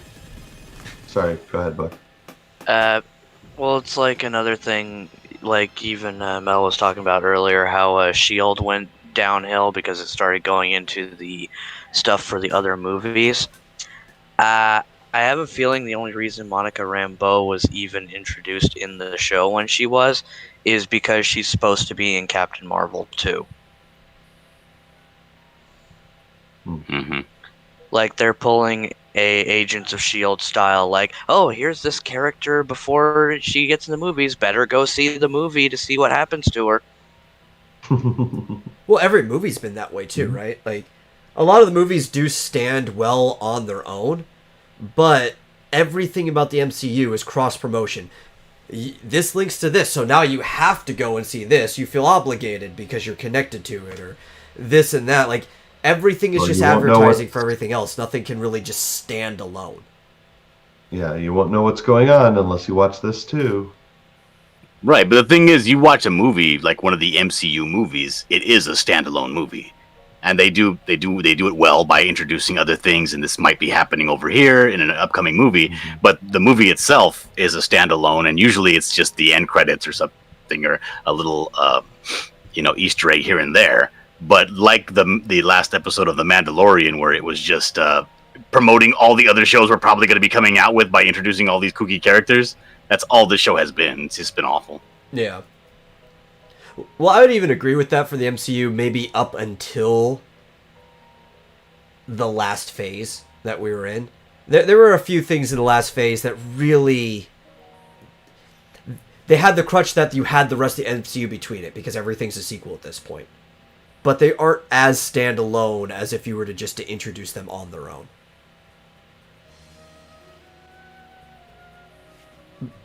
If you get what I mean. Like, the first 2 phases, I think, even a lot of those movies, without the movie that came before it in the same franchise, you can watch that movie and enjoy it. Yeah. Although you might not know exactly what's going on in Infinity War unless you watch Thor Ragnarok. And they made it seem like that you needed to watch Captain Marvel if you wanted to know what was going on in Endgame, although you ended up you really didn't. That's because from what we've heard, the version of the script where you definitely needed to watch Captain Marvel first was scrapped because not enough people watched that movie. I guess. Didn't it make $1 billion though? Yeah, to empty theater seats. Oh, right. Hey, Rick. Yeah, how's it I going? heard Hey, even Endgame suffered from that. Yeah, but not really. as much. What were you saying, The Rick? thing I was just gonna say, well, I put in the comments, but the thing I was gonna say for WandaVision, they're playing off when Wanda recreated the whole MCU, and everybody was in a Yeah. daze over that. I saw your comment on that. And maybe a little, not strongly though. Yeah, well, they're basing her. They're just doing it to a town instead of the whole MCU, or the Marvel universe. So I forget how. I'm not sure how people figured out. They were not in reality there, the real reality. So they're making it so Sword's gonna fight back instead of the heroes in the thing to take it out. No, I don't think that was House of M. I think that was something else that she did, or was that House of M? No, that was House of M, but it also has influence on a more recent story that involves the Vision and his android family. It's like trying to mishmash two stories, but also perform it in a way that they don't need their big name characters, aka their big name actors who they'd have to pay more. Yeah. Also, House of M sucked. Why are we making The thing is, when they were writing storylines based off of WandaVision, this? the thing is, Wanda only has one famous story. That's it. Yeah. And you can say, well, there was this story that was pretty popular. No, to the layman or somebody who just knows a little bit about comics like me, there's only one story that Wanda features heavily in, and that's House of M. And that it makes any kind of difference. So, of course, they're going to make whatever single thing they do about her that exactly. Mhm. Yeah, kind of like the Vision has pretty much that one story that came recently. Otherwise, he's pretty much strictly an Avenger character, just like she is. Mm-hmm. There's nothing wrong with that. It's just the more you know, the less you're going to enjoy. Yeah. Well, because I Kind hate of like House how of I M. feel with Black Widow. I mean, I like the character, but at the same I like the character Scarlett Johansson plays, but she's never really had a very successful solo career. Why are you making a movie of this? Mm-hmm. People say, when is she going to get her own movie? Well, when did she ever have a successful single title where it was like, oh, this is what she's known for. This is her flagship comic. She doesn't have a story like that. Well, I felt the same way about Captain Marvel. Like She's Nick never had a Fury success. has more material to work off of for a solo film than Black Widow does. Mhm. Well, the part of it is they did the thing with Guardians of the Galaxy. It was never popular, and it was a big hit. So they're trying it with everything else. You throw it Trying out there. to throw the spaghetti and see whether it sticks to the wall or not. Mhm. Yeah. I think I would look forward to a Guardians of the Galaxy 3 movie, I don't. even though the second one kind of sucked. But the first one was good. I mean, if it went as Guardians of the Galaxy, maybe I'd at least give it a chance. It'd be more interesting see than it. Love and Thunder. Oh god, no. Enough Thor. God, Yeah. I'm so sick of Thor movies. I mean, Thor is going to be in Guardians 3. Yeah. It Oh, takes yeah. place between when he left with them and Love and Thunder. I have zero Which interest means we're in Jane probably Foster. going to have Fat Thor for more jokes. Probably. Yeah, Fat Thor was way cooler than regular Thor. I hated Fat Thor. Why? Because he didn't seem like Thor. I actually like Thor as a character. I liked him in Ragnarok. I thought he was also in Ragnarok. So you wanted a little bit. more of Ragnarok Thor. Yeah. Or for that matter, Infinity Wars. Or Infinity War Thor. Instead, could we see got that. the dude from The Big Lebowski. Yeah. Yeah, he was like the dude, but like super awesome instead. Was he He was though? li- He was just walking around in a bathrobe all the time too. Yeah, he was blubbering to his mother. No. Well, yeah, he fucking failed the universe. Well, get over yourself and get on the treadmill, Thor. Well, he didn't really need to, though, because as soon as it was time for action, he just kind of called down a bolt of lightning and got like a super dope ass a braid in his beard and became awesome as fuck. I'm just wondering how somebody with an Asgardian metabolism like his even gets fat in the first place. You gotta try really hard. He'd probably have to eat enough food to feed an entire country in 3 days. Yeah, I mean, isn't he, even in the original Thor, wasn't he constantly drinking and eating and stuff like that? Mm. He get back in shape. He needs to get back in shape before Guardians of the Galaxy 3.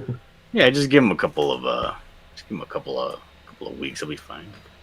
They just use lightning, he'll just burn the fat off directly. Yep. I thought it was pretty much in shape by the end of the last one. Yeah. No, he was still fat. Well, I think he had a little less by the time he was on the Guardians of the Galaxy ship.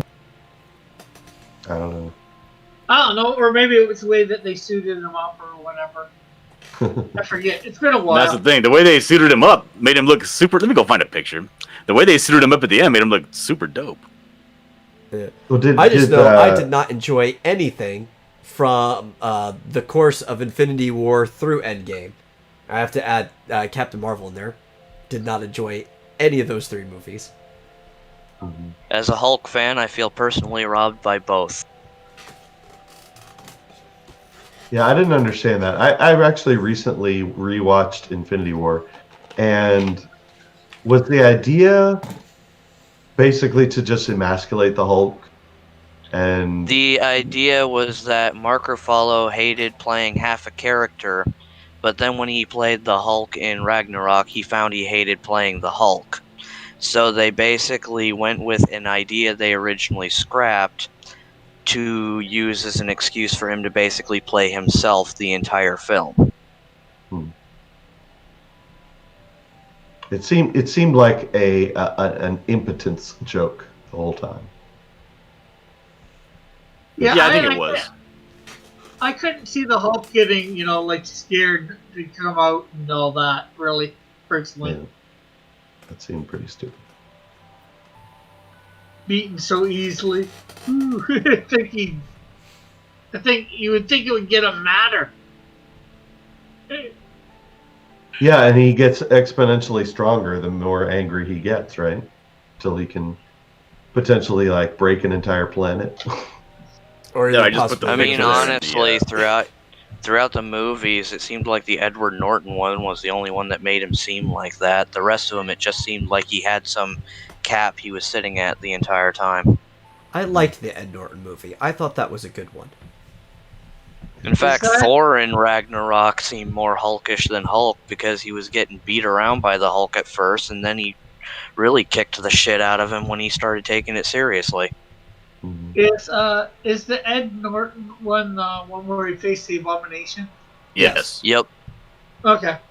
Yeah, that was good. There, I put the image right there in the general in Discord. Okay, I'll go pull it Look up. at that intricate beard work. It's fucking awesome. That is intricate.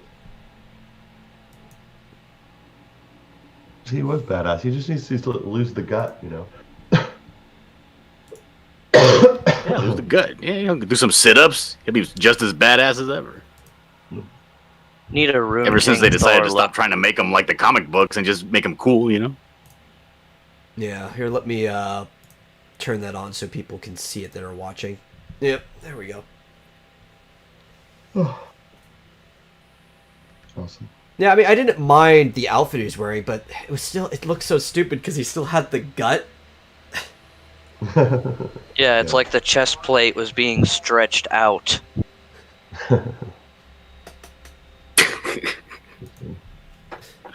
You must conform to whatever body shape he has at any given moment. I do agree that they should bring in the X-Men. You know, I recently rewatched The Wolverine, the one where he goes to Japan. Yeah. That was Yeah. kind of a badass movie. I like that. Well, I think now that they own Fox, they're planning on bringing in the X-Men.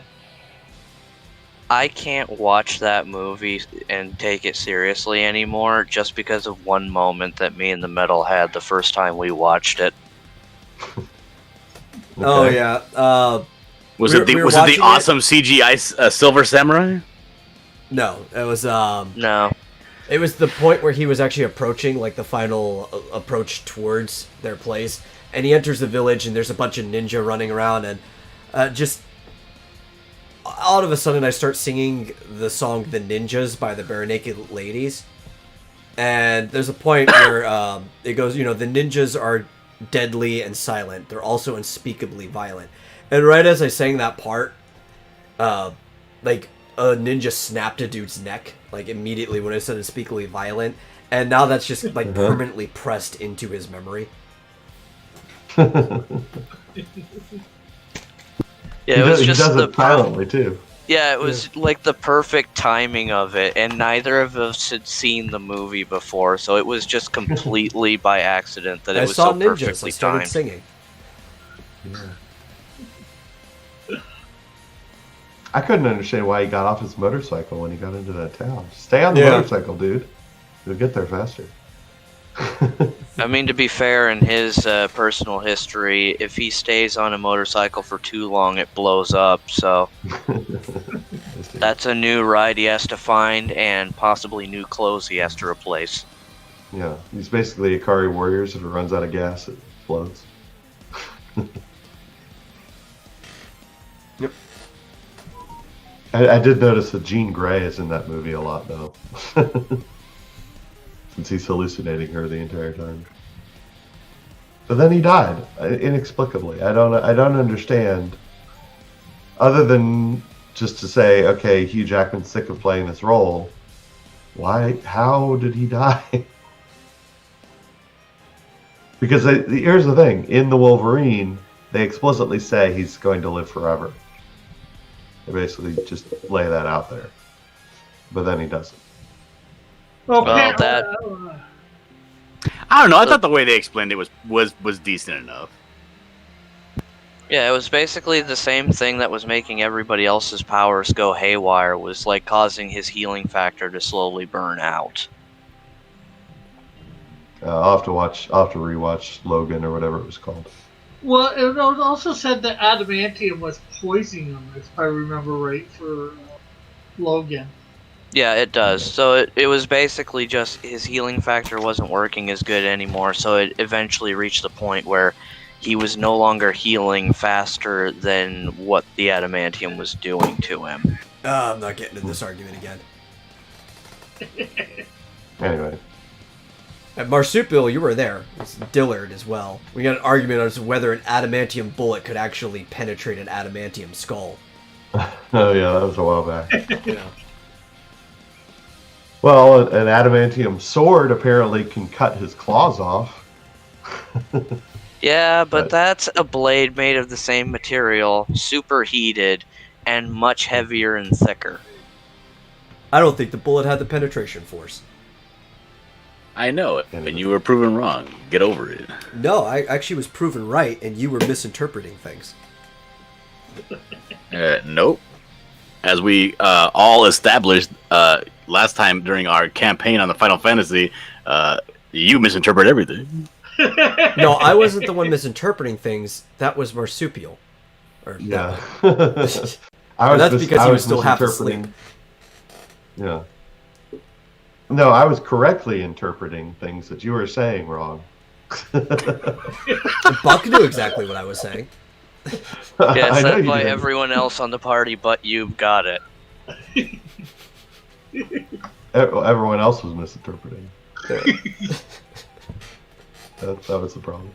Does that mean we're talking about this now? Yeah, it is the final block. That's Yeah, usually it when is we the do last talk about hour. this. Yeah. So, as we've been doing, we've been I playing, had- I had an extensive discussion about this with my mother, by the way. Oh, did you? Yes. I'd like to hear her opinion after I set this up. Is that okay? Okay, so as people who've been following the podcast know, every single Saturday we've been playing a tabletop RPG based off of Final Fantasy. Actually, every single person in this call right now is in the game. One of the only person who was in last session that's not in the call is Flit, who's been in the chat for most of this session here. Yeah, why? We need to have Flit in here. Yeah. Get in And here, well, Flit could probably get in if he was in the Discord. But yeah, so this last episode, they had actually reunited with the people who weren't there the previous session, because the session before that, almost nobody showed up. And they decided they're going to go on a hunt again. A lot of it started with them bickering as to whether or not they were going to hire the NPC that Rick has been hiring every single time they go onto a hunt. And a part of this came to that Marsupial had just woken up and wasn't wasn't patient. You're kind of cranky a little bit. And he's like, can we just get to it already? I believe the correct term is wasn't having any of it. Yeah, he wasn't having any of it at all. He's like, can we just get to something already? So they kind of get rushed into this hunt, which took place about 1,500 feet above the town in an airship. And they ended up in a boss battle against what is functionally a weakened god. And it didn't go so well for the most part. I mean, there's a really great part at the end. I love what happened, but they were in a battle for, what, I think 2.5 to 3 hours was the battle. 2.5 hours, I'd say. Yeah. Same battle for like 2.5 hours. Which I would say is at least 10 times faster than the battle with the creeps. Yeah, it did feel a lot faster than the battle with the creeps. It probably would have lasted a lot longer if it wasn't for the thing that happened at the end. And over the course, there was a mistake from me. There actually, was a problem, and this ended up him losing a lot more life than he was supposed to. Early on, Marsupial used a Graviball, which uses the move Gravity, but I forgot until I hit the scan results that the creature is actually immune to all status effects, because it is basically a weakened god. And So ended up Gravity is a losing status a quarter of effect spell. Hmm? Sorry, go ahead. Say It's it a again. status kitchen. Yeah. And, but, that's my fault, so I gave it to him. I didn't try to reverse it or anything like that. And over the course of, the next 2 hours or so, they ended up taking, doing my math, close to 10%? 500 HP. I think it was around 600, somewhere. Yeah, between there. somewhere around there. And apparently there was some misinterpretations on the cues and signals I was giving the team, where Marsupial was a lot more confident in the damage that they had done to the thing than he should have been. Yeah. And wanted to keep going. Well, everybody else was like, we're not making any progress. We kind of need to dip set out of here. But there were some cool things that happened in between there. Like, there was Dillard. I really liked the thing that you did where you tied your character to the boat and jumped off after it. It didn't end up working out very well, but it was very entertaining, and I liked the intent that you had with it. That was pretty cool. Yeah. Well, if people would have left me alone, it would have worked out. Oh, yeah, because at worst, since you were the person who did the most damage to him at that point, aside from Marsupial's little gravity thing, he might have knocked you out, and they could have maybe dragged your unconscious body up at some point in time, or he probably would have still focused on the main group of threats on the boat, and you could have just pulled yourself up the next turn anyway. No, he was dead. He wasn't dead yet. Or unconscious. He wasn't unconscious not until Buck when went I back first down there fell. with him. Well, yeah. It wasn't when everybody started joining me down there that he decided to attack down there. I was yeah. trying to pull him up because I didn't want to lose out our heaviest hitter for 2 turns. But then he critically Or failed, more. fell over the edge, and ended up down there with him hanging from the rope. And he's like, oh, 2 targets that are just dangling there. Of course I'm going to use a spell on them. So it actually probably would have been better off just to leave him down there by himself. Yeah, I had a pocket full of elixirs anyway. I could have healed myself up. Yeah. So then he's like unconscious for the next 3 or so turns before you actually manage to get him up. And then use a Phoenix down and all the process that takes on that. Meanwhile, Flit, who, because he's been a good boy about it, and hasn't been revealing information he's not supposed to reveal, every time he scans, I've just been immediately adding the monsters to his bestiary, and he can see the health ticking down the whole time, what little is actually being happened, and he's not very confident about what's going on. Well, in retrospect, when he was like, there was nothing much that he could do except, I think he ended up casting The elemental some sort protect. of elemental protect. Should have said scan it again. Should I have, guess, yeah. You know, because I was the one who told him, do the elemental protect. But there lots of mistakes were made. But yeah, I should have suggested he scan it. Yeah, because you would have had I a think, very real gauge of what has happened if he scanned it again.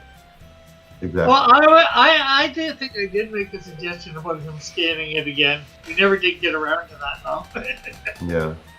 Well, his idea, because he even said too, the monster was out of range at one point when it was down there with Dillard and Buck. Because it has to be within 5 squares. Scan has the normal range that any other like tier 1 spell does. Yeah. There was a point when he could scan it once everybody was back up there and the monster had returned to where you were. He was going to wait till turn 10 when everything was like wearing off just so you could see how much progress you had made in that time. Realistically, he should have just scanned it the moment he could again. I know when I play Final Fantasy, if I have scan, I'm scanning all the time if I don't constantly have the monster's health up in front of me. Mm-hmm. And This yeah, sounds like Final Fantasy VI meets Fiddler on the Roof. yeah, I could see that. Yeah. So the best part came at the end though, because you guys didn't know how much health it had left until the battle was over, and then I told you. But Buck, who was correctly interpreting the things I was saying, knew that this was not going to end well. You guys could either leave, which I think at that point he forgot that I did tell you guys could have left at any time. It was penetrating the holes of the wooden ships, but it couldn't get through the steel security ships. So you guys could have just went inside the ship and left. I told you that like turn 2 or 3 of the battle. But there's a long time. You guys probably forgot by then. And so he's thinking either there's going to be a TPK, a total party kill, or he could sacrifice himself, assuming game mechanics didn't kick in. And his character did have a thing that as long as it's just a KO, after a battle he comes back with 1 health as long as everybody's alive. But this was far beyond a KO. He used his Meteor Strike move and grabbed the monster and suplexed both of them off the side of the ship, falling 1,500 feet, and actually still have the damage number that he did here on my phone. Or I did, my phone's not trying to work. I have it on Discord too. Let me go pull that up real quick. It's a very impressive amount of damage, and I don't think anybody's going to top it for the It was like 300,000. Yeah, it was somewhere in there. Yeah, 381,840 damage. The normal damage cap for the game, unless you use a Limit Breaker spell or ability, is 999. And even with Limit Break, you're probably not going to get too far over like 2,000. Fall damage doesn't have a cap to it, though. So He took so much damage that there's no way his character was still alive, or the monster that he took down with him. And he's dead. I rolled up a new character with Buck afterwards. We made sure everything was fine. Actually, there's no rolling involved when you make an experienced character, so he doesn't have to worry about that until the next time he levels up. But yeah, so how did you guys feel about that session? Who's his new character? Oh, you'll meet him. His new character? Will be introduced on Saturday.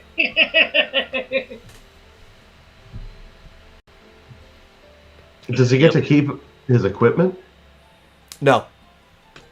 But Okay. experienced Like, that characters have so wasn't much decided. money. Oh, you get money? Timothy seriously says, "What? Some character died? No!" Well, you This didn't is his show first up, time did learning you? about it. Yeah, I wanted him to wait till like Saturday, so I don't want me started. Like, surprise, there's no more Yeti. Sorry. Yeah, Rapton's dead. He had a hero's death. We even had a little memorial. But, you know. We had a little bit of memorial, but we haven't had the funeral yet. I don't know if there's anything left for a funeral. I mean, I guess we could just have an empty casket. No, the town Well, is that's gonna another reason erect for a the statue. no items thing. Because me and Metal talked about it afterwards, and after a fall like that, odds are, unless it was like cloth, whatever he had on him was probably mangled beyond use. Well, even with the But you get destruction, money. cloth would probably be torn, metal's dented, anything like a potion or something would have been broken. Like, nothing's useful there. Oh, did he have any key items? No, wait a minute. I had the hide from the Katabal Pos, whatever it's called. I have the meat. I had the hide. Okay, and John had the meat. So those are safe.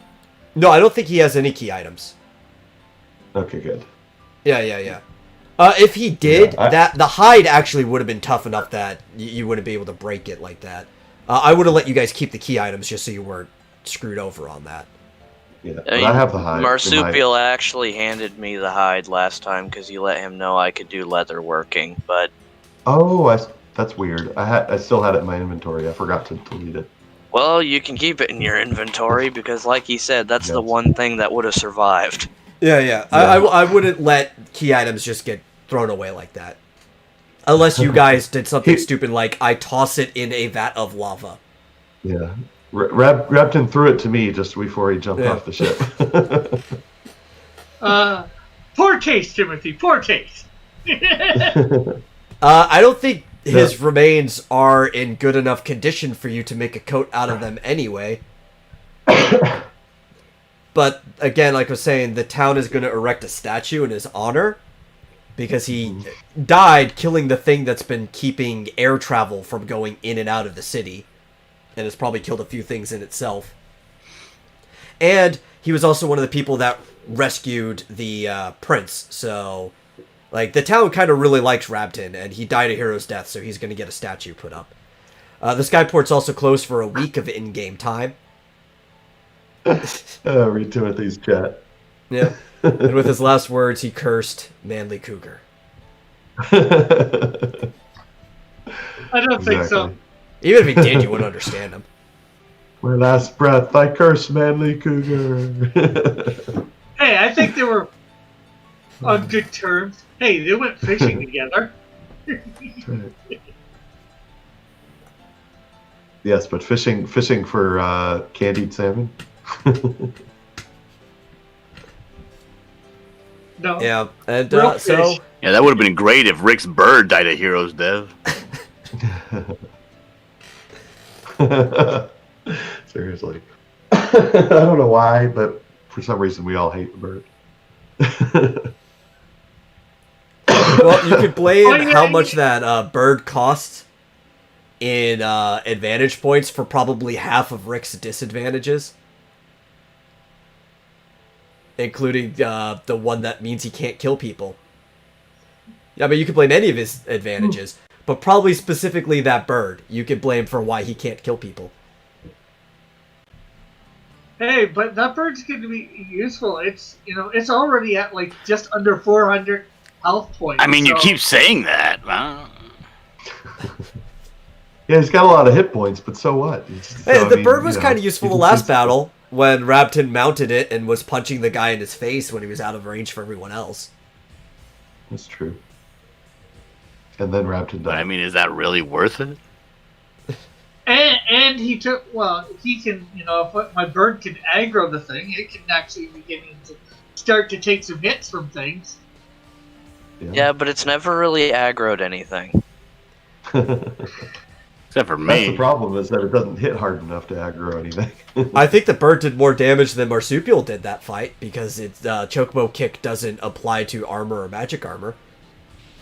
Yeah, there you go. Yeah, it did get one good 40 kick. That brings me to my first complaint. Okay. You are allowed to complain.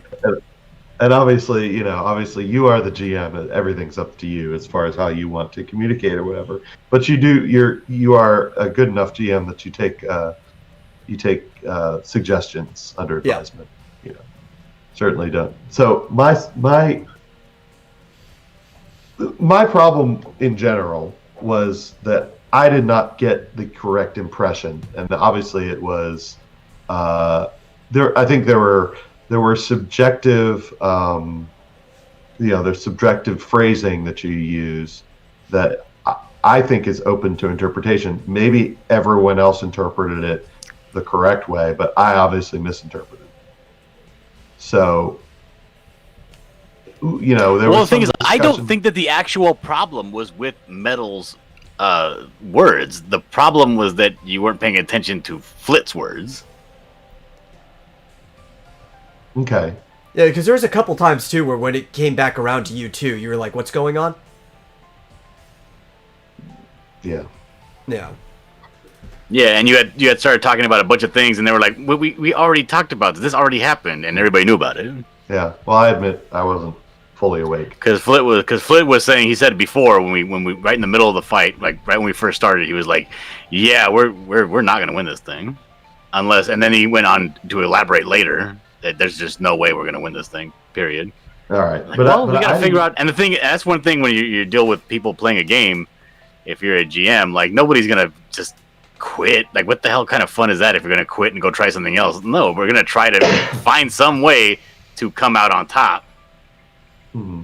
So that's what we were trying to do. We were trying to find some way that we could, take this hopeless situation and turn it into either money or experience in some way. Yeah. Well, I didn't get. I guess so. There was some question. I mean, you had a question, Metal, as to do we want you to just say the number value of what our, how much we're damaging something? Yeah, if you want, I can And re-elaborate my thought process of why I haven't been real quick. Well, I mean, my guess was that it breaks immersion to some degree. Yeah, I felt it'd be a little too gamey. This is already very video game-like in the first place because it's based on Final Fantasy, and the system is based on how it works in the games. And there's a lot of math involved, mostly on my end, but occasionally you guys have to do math too. And I thought if I would just do it the traditional way like you do in D&D, and I just kind of like gave you an impression of the damage you've done to the thing, it might be a little less gamey and a little more RP. Yeah. But, unlike D&D, armor and magic armor are an actual factor in mitigating damage instead of just like armor class being whether you hit or not. And if you guys would like the actual number, like in Final Fantasy, it pops up when you hit something, it'll tell you if you did 0 damage or not, I can do that. Well, so I don't necessarily want you to do that, and I think there was some resistance. It seemed like people were like, well, do we really want that? Because I understand what you're saying, and it does break immersion a bit. The way you're doing it is a lot more like D&D, which I think people like. Yeah. So what I came up, and I was thinking about this, my suggestion would be, and you don't have to take this, and maybe people disagree, would be to only explicitly state when we do 0 damage. And you sort of are, but sort of like, when you say something like, well, that tickles or something, I would just prefer a more explicit, that did nothing. I didn't say that tickle when it did nothing. When I said that tickle, that was like when it did between like 1 to 10 damage. Okay.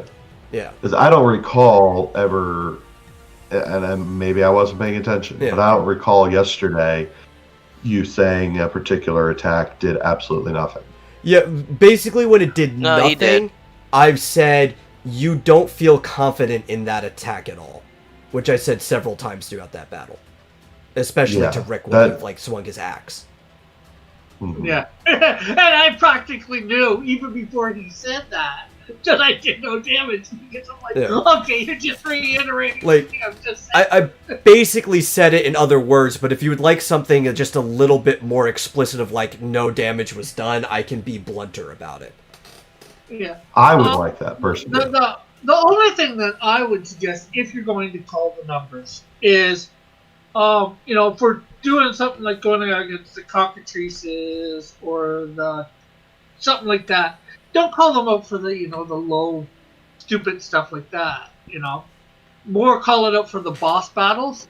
Maybe that's where we might want it. Well, I think if you want it one way, you want to be consistent across the board. Because that's where immersion comes, right? You want a consistent gameplay experience. Yeah. Well, I'm just. Right, because one of the things that I always felt it was a cheat. I'm sorry. Go ahead, Rick. Well, I was just gonna say with me, for that, we know we're doing damage usually for these small things, at least somewhat. But the big boss guys, we're not so sure.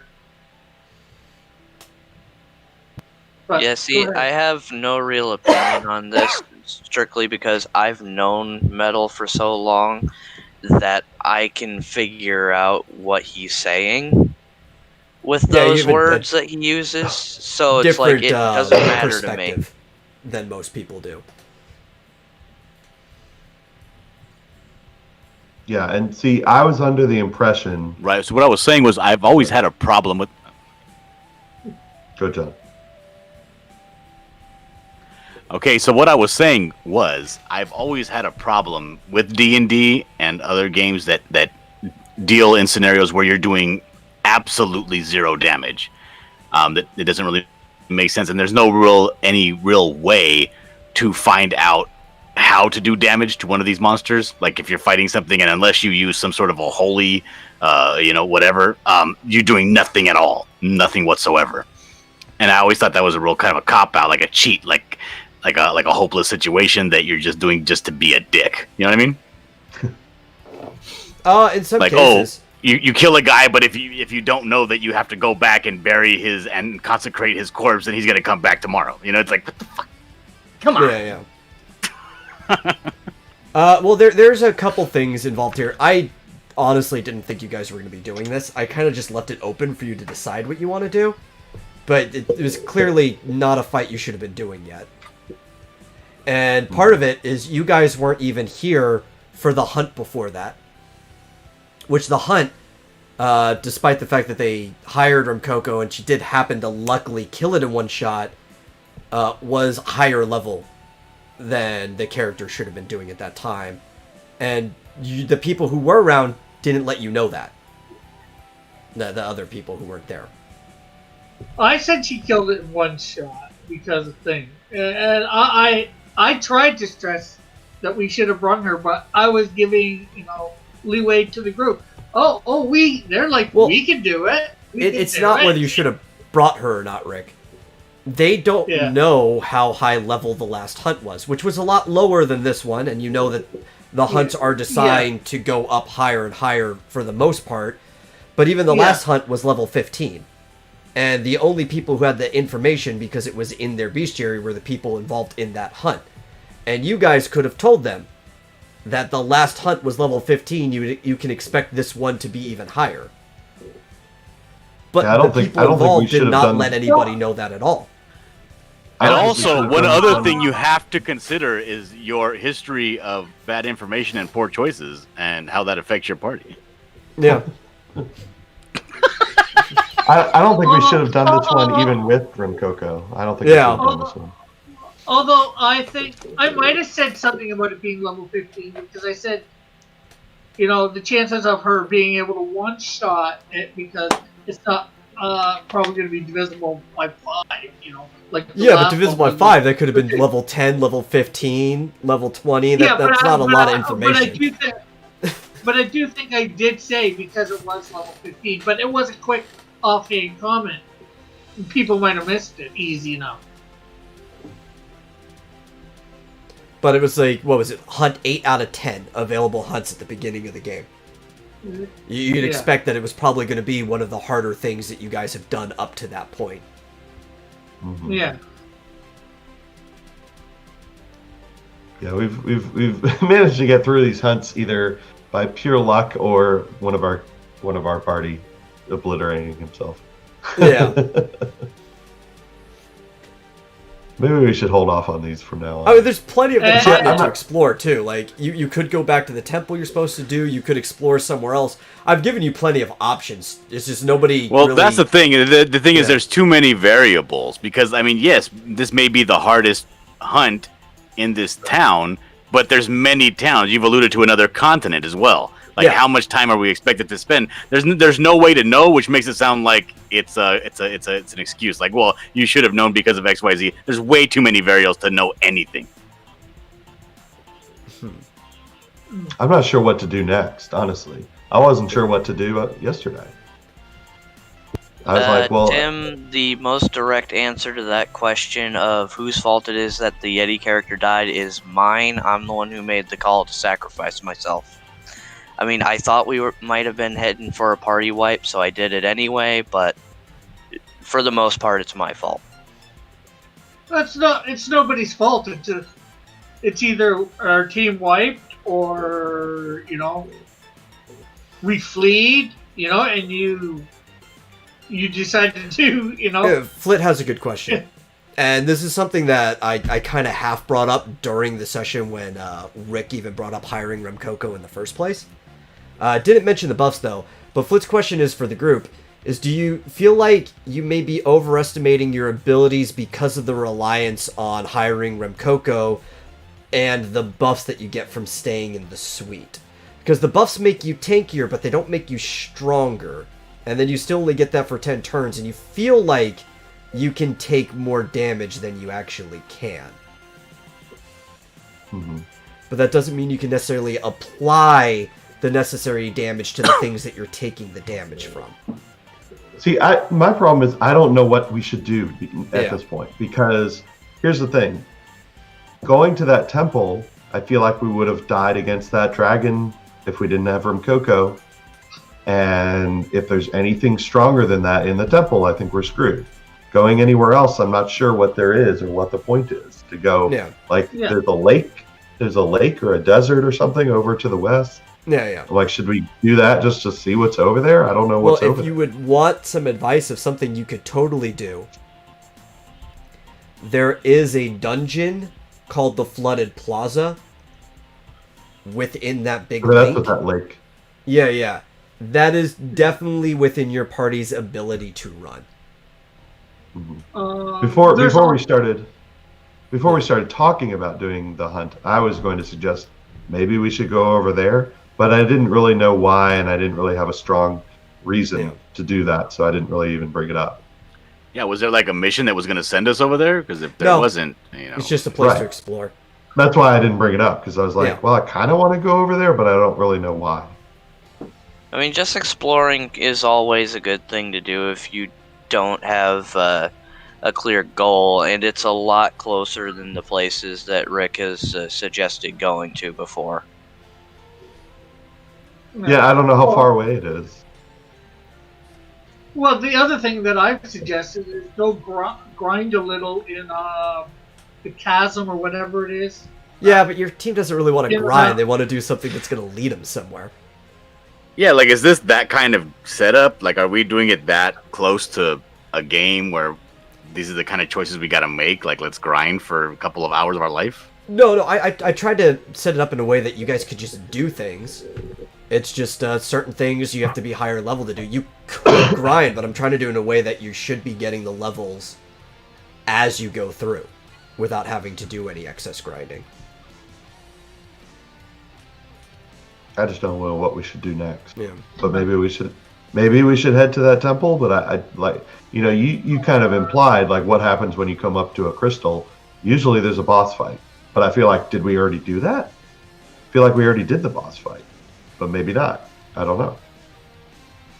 If I there's don't another think boss so. fight, Metal's kind of I'm a implied little that scared. everywhere that's left around here to go or do is going to kill us. I know, that's what I feel like. No, Because you if guys we could totally take run another that hunt, boss. we're gonna die. If we try to go to that temple, we're gonna die. So it's like, Yeah. what do we do? Just go grind in the field for a while? I don't know. That's the way I feel. Since we already passed that point, I feel like it's okay for me to say by that point, Metal was expecting us to do a lot more than just do the hunts over and over again. Like, he was expecting us to go out, do stuff, and then come back and do the hunts. Yeah. Okay, But we because don't know from what I was hearing from Metal, it was like these are the things you could do, and everything else was very minimal, like fishing, and would get you very next to nothing, not worth doing. Well, I mean, Well, it's not I've that been fishing's try- not worth doing, it's the amount of time that your characters spend fishing, right?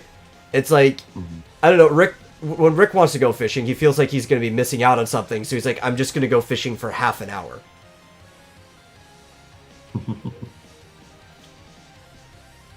I think we need more direction. I think we need somebody to tell us what to do next. I just didn't want you guys to feel like you're railroaded. I can give you more stern think I direction want- on things you should or I think could I want to do. be railroaded because we're making the wrong decision when we're given too many choices. And if you want to But run the see, I Flooded don't- Plaza, I can have Well, the map for it ready by the next session. Well, there's the thing. We know now that we shouldn't be doing any more hunts. So, like 9 and 10 are, it's obviously going to be above 23. So we don't want to be doing any of those till we hit like probably 23 or 25 in levels. So maybe even 30. Yeah, So- we need to raise another 10 or 15 levels before we do any more.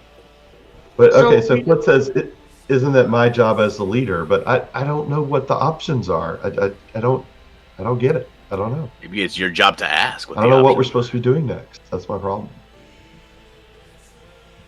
Yeah, well, that's what I'm doing now. Well, we know that we some options. Well, now we got the flooded plains. But, there's going to another town, going across fields or through places to get to another town.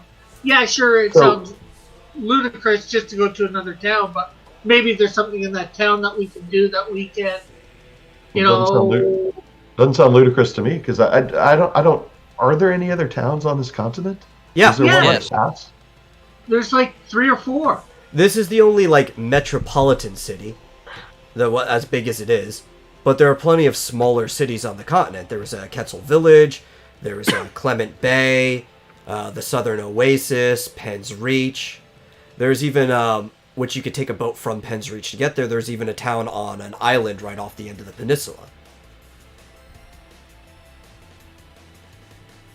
Also, in a week's game time, we should be able to use, if we gather the money together, we should be able to use the airships to explore a little as well. It's just going to take a week beforehand because of how much damage Robton's Fall did. So, I've been wanting to get out of the area that we've been in for a while to expand our options. But, everybody's wanted to stay near thing. Okay. Yeah, and I designed guess- the enemies you fight to be a lot like they are in the game too. The further you go away from the starting town, the stronger the enemies, but there are things that are far enough away that they won't just kill you for going. You could fight tougher enemies to grind against too if you wanted to get levels faster. Well, that's another reason I was assuming that we shouldn't really take off anywhere, because if we go somewhere far away, it's just going to be out of our depth, and then we die, like Metal says. Yeah, but I think Kessel Village or the Clement Bay, I think they're far away, but I think they're close enough as a group that we Yeah. can get there and defeat them. I know just- Metal was saying when it was just me, Timothy, and Rapton. That, Well, actually, I would say it was wasn't- just you and Rapton. Timothy hadn't even showed up yet. It wasn't a good idea trying to get to those. I was still trying to go, but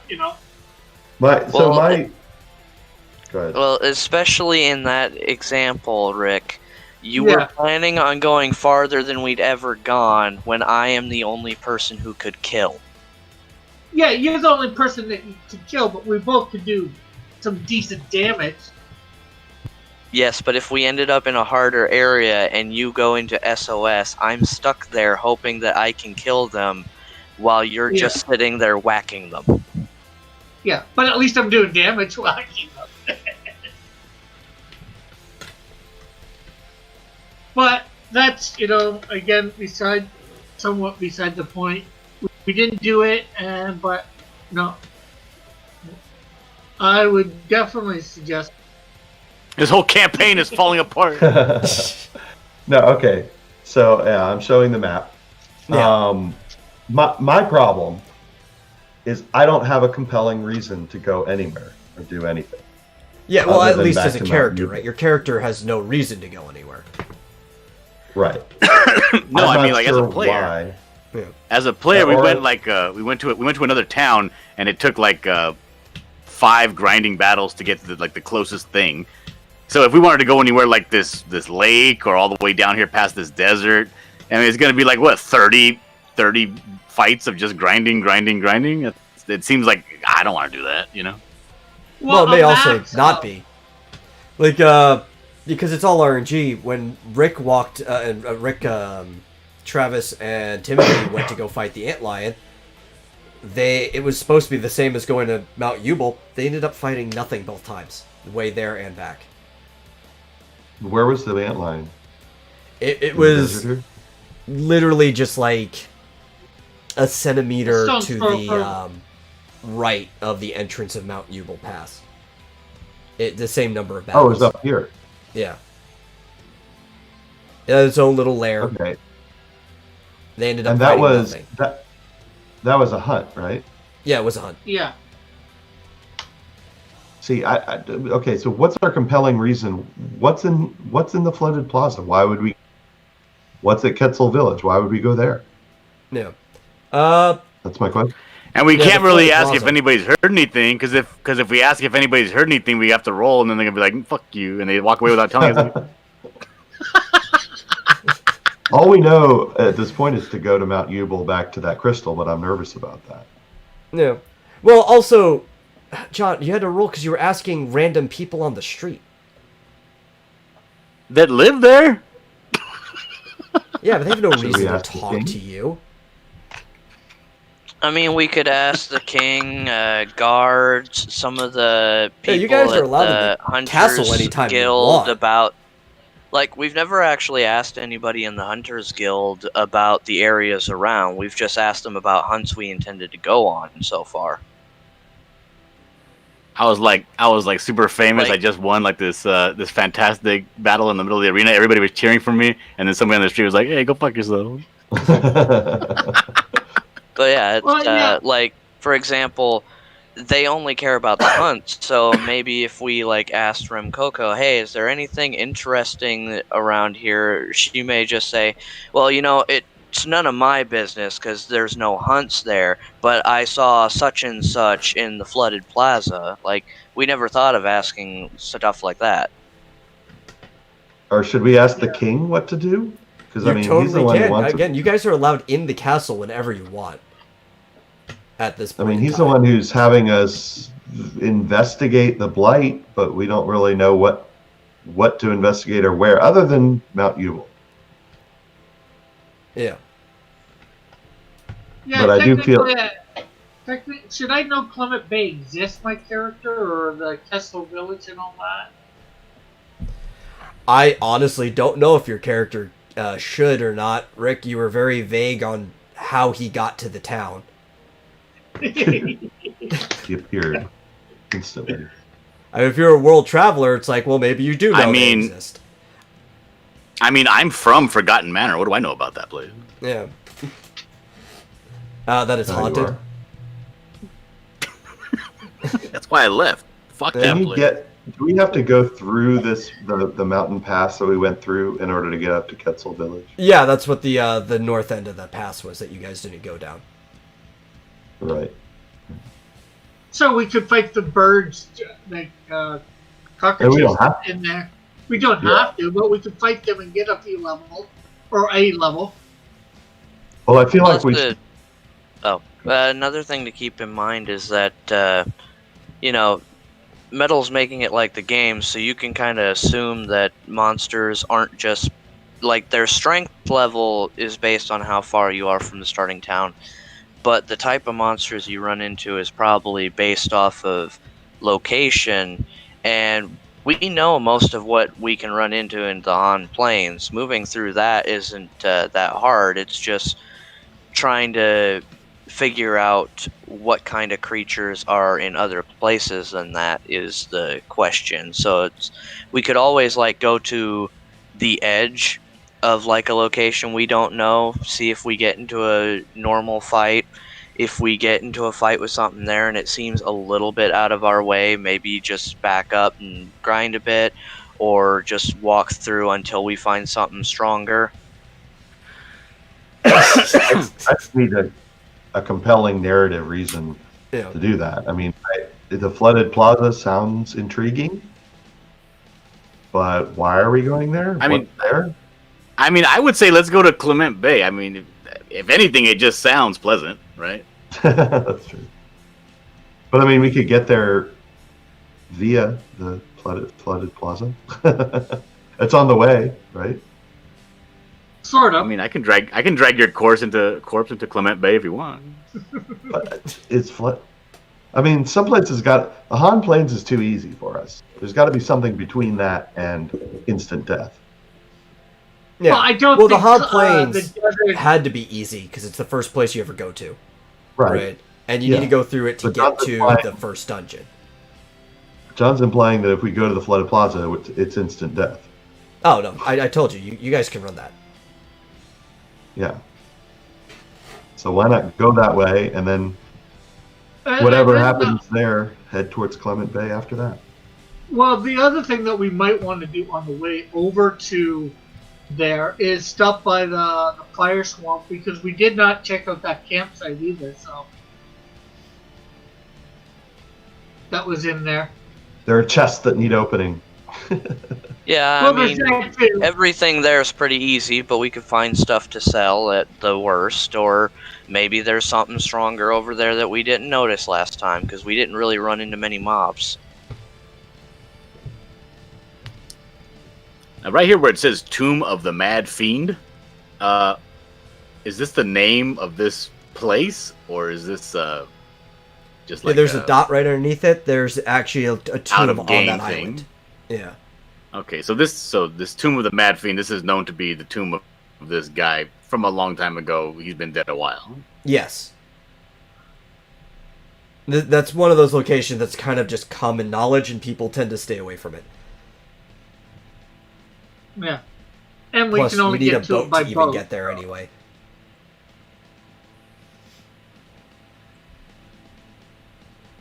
What? Why? Yeah. But I mean, I think All the What? grayish Know where I can find area a bunch is of water. wood. Too. Yeah, I'm aware of that, Rick. Thanks, Rick.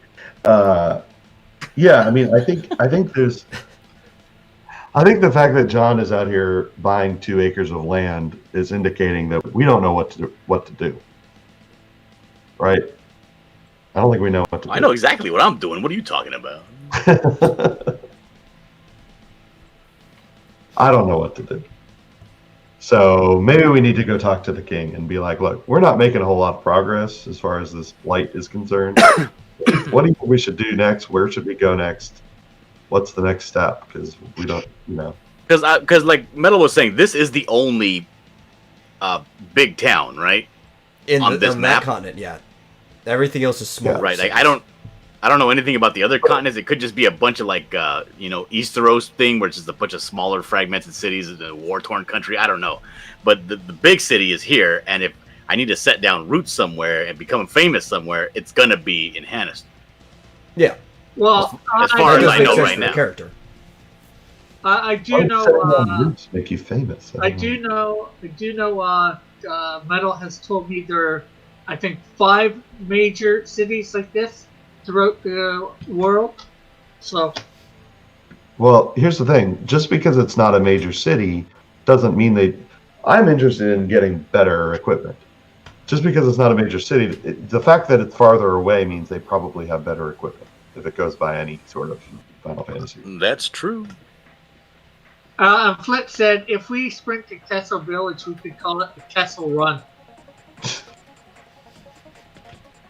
There you go. But I don't know. I mean, Should we go north? Should we go west? We should I go mean, as west. far as I'm concerned,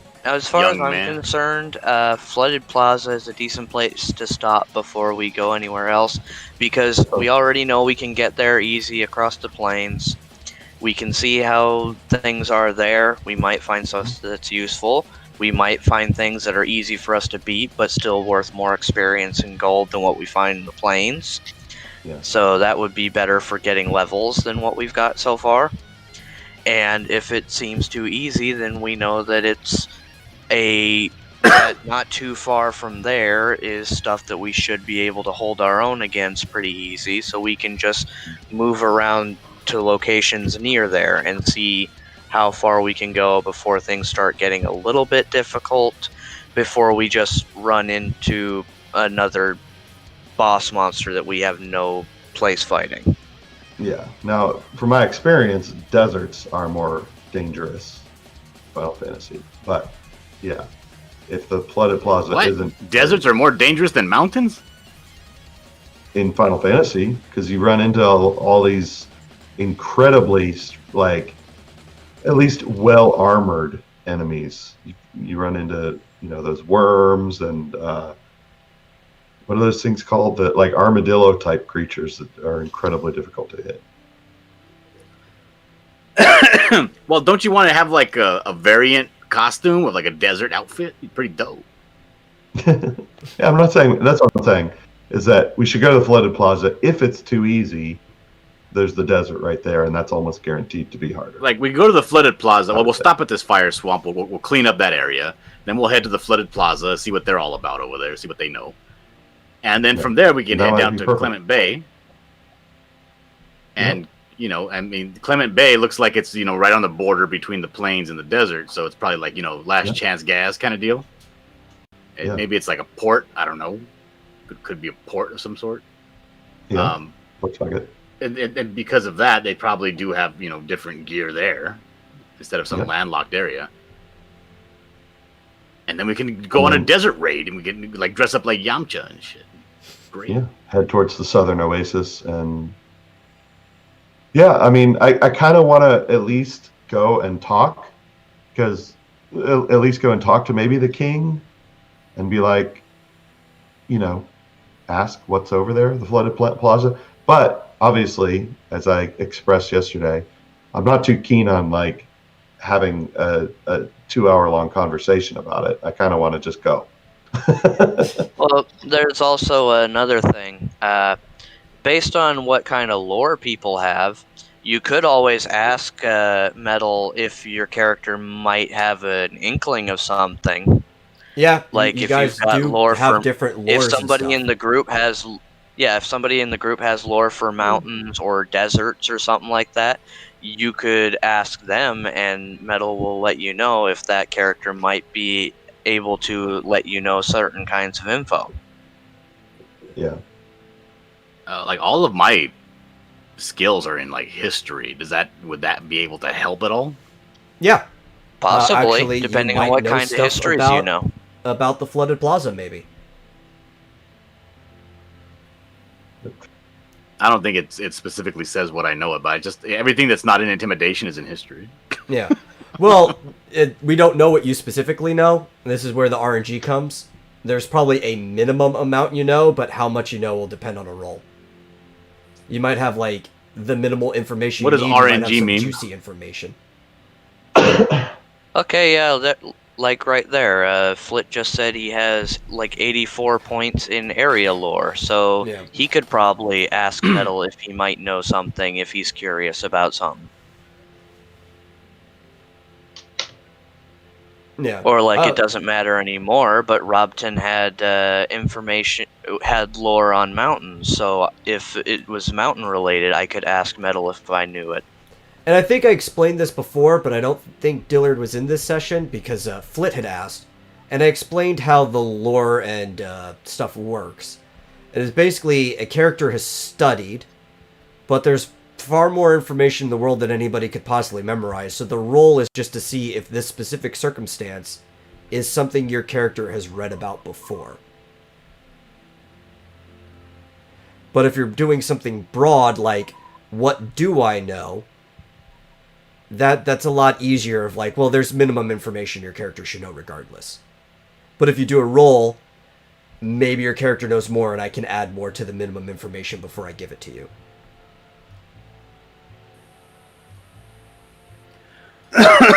Okay. I don't know. It just seems like it's probably not going to work because it, like, I don't know. Whenever we get into like the role playing aspect of it, people just want to go and fight.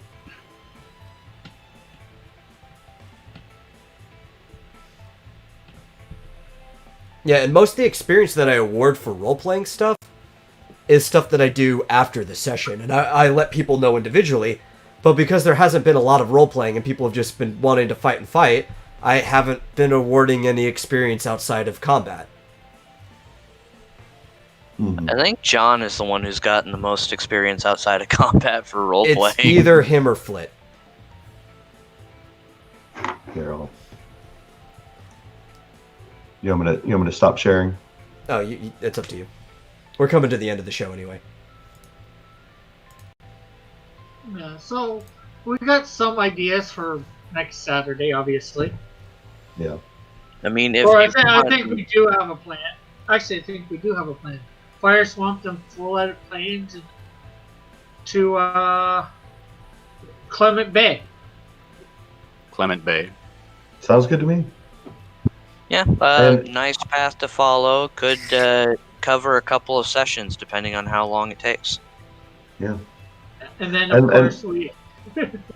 My only And then, my of only course- suggestion, again, which you could just take to heart however you like, would just be to be more explicit when we specifically do 0 damage. Yeah, like I said, I thought I was. I thought it was clear with the whole, like, you weren't confident that you did anything. But if that wasn't clear Yeah. enough, I could just be like, no, Well- you didn't do anything. I mean, now that I know that that's what that means, sure, you can keep Yeah. doing that. But at the time, no, I had no clue what that meant. So, here's my general problem is that I'm working off of what's happened in the past here, and things like Flit saying that he doesn't have any confidence that we can beat something. I'm thinking back and thinking, well, I feel like we've been in that kind of situation before and we ended up doing fine and beating it. But then again, maybe we had Rem Coco with us and maybe she was the only reason we beat something. Even Yeah, though- well, if did. we're talking I'm about pretty the sure shield that was worm. the shield worm. The shield worm, she was the only reason you guys got past that. Right. So, unfortunately, I guess my perspective is a little bit colored or tinted in the wrong way there. Yeah. And Well, then, it also doesn't help in that account because Flit knows generally how powerful each of us are. He does Mhm. not know how powerful Rem Coco is. okay. Because he hasn't done a scan on her yet. Yeah. And so, and then there's other things like the fight against the creeps, where I felt like everyone was getting very, by everyone I mean John, was getting very impatient unnecessarily, where, yeah, maybe if we didn't have the buffs, we would have had a harder time. But we beat those guys on our own, and that wasn't a problem. And yet I felt like there was some impatience and like this. Oh, I thought it was just more We're bored not- of doing the same thing over and over again. Yeah, Oh, but there well- was at some point, I think it was stated we're quote unquote not doing anything or we're not getting anywhere when in fact we had done quite a bit of damage. And all we needed to do was hang in there for a few more rounds and we'd be fine. So I felt yeah, like well, it was especially the 'cause same of kind the, of situation. They had a lot of armor, but because he Yeah. kept doing knockback damage on it, and knockback damage ignores armor, he actually was doing quite a bit of damage over time. Yeah. And I was in my head, I was estimating the damage because I was misinterpreting what you were saying. Yeah. I was estimating the damage on the whatever it was. Yes, the thing yesterday, the God chicken. And in my head, I think I was off by a factor of 10 because in reality, we did about 10% damage in about 10 rounds. So that means it would take 100 rounds to kill the damn thing. But in my head, I was thinking maybe we're about halfway through killing it, or maybe more than halfway. But obviously, I was wrong. Or one round with one brilliant yet also incredibly stupid idea.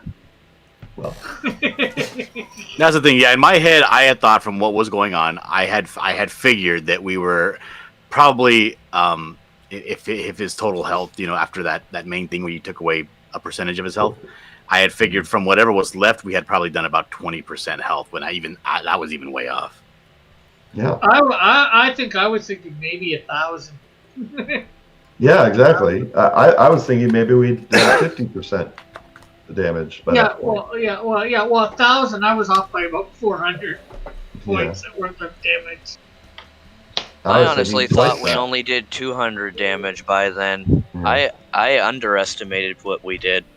I mean, maybe as leader, I guess, I should have done a survey of everyone. How much damage do you think we've done? And said, okay. Did you guys 2,000, hear what's happening 1,000. to silver prices? No, I've not. Keep going up. Apparently, that's the next target for the Redditors, and silver prices are breaking records now. Cool. Well, I it's a think good they thing should that target AMC. I think they should target AMC because I gotta go. They're calling me for dinner. That's okay. We all have to go. It All right. is 9:01, and it is time to say goodbye to everybody on the Vomitorium. As it's, the 3-hour program. So, thanks for coming by and listening to us bicker about role-playing games for the last hour of this. Hopefully we've got some things squared straight.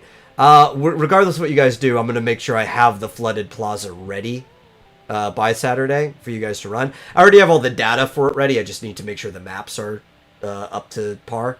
As I've asked you guys before, if you had any clue where you want to go, just tell me ahead of time. I'll make sure there's a map. Some of them I've been slowly knocking out. Clement Bay already has a map ready for it. You guys could just show up there anytime. Quetzal Village has a map ready for it and stuff like that. It's just the plaza's multiple floors. I haven't taken the time to do that quite yet. But yeah, so we'll have that ready, and we'll see you guys on Wednesday at the same time, same place. Take it easy. Bye. Later.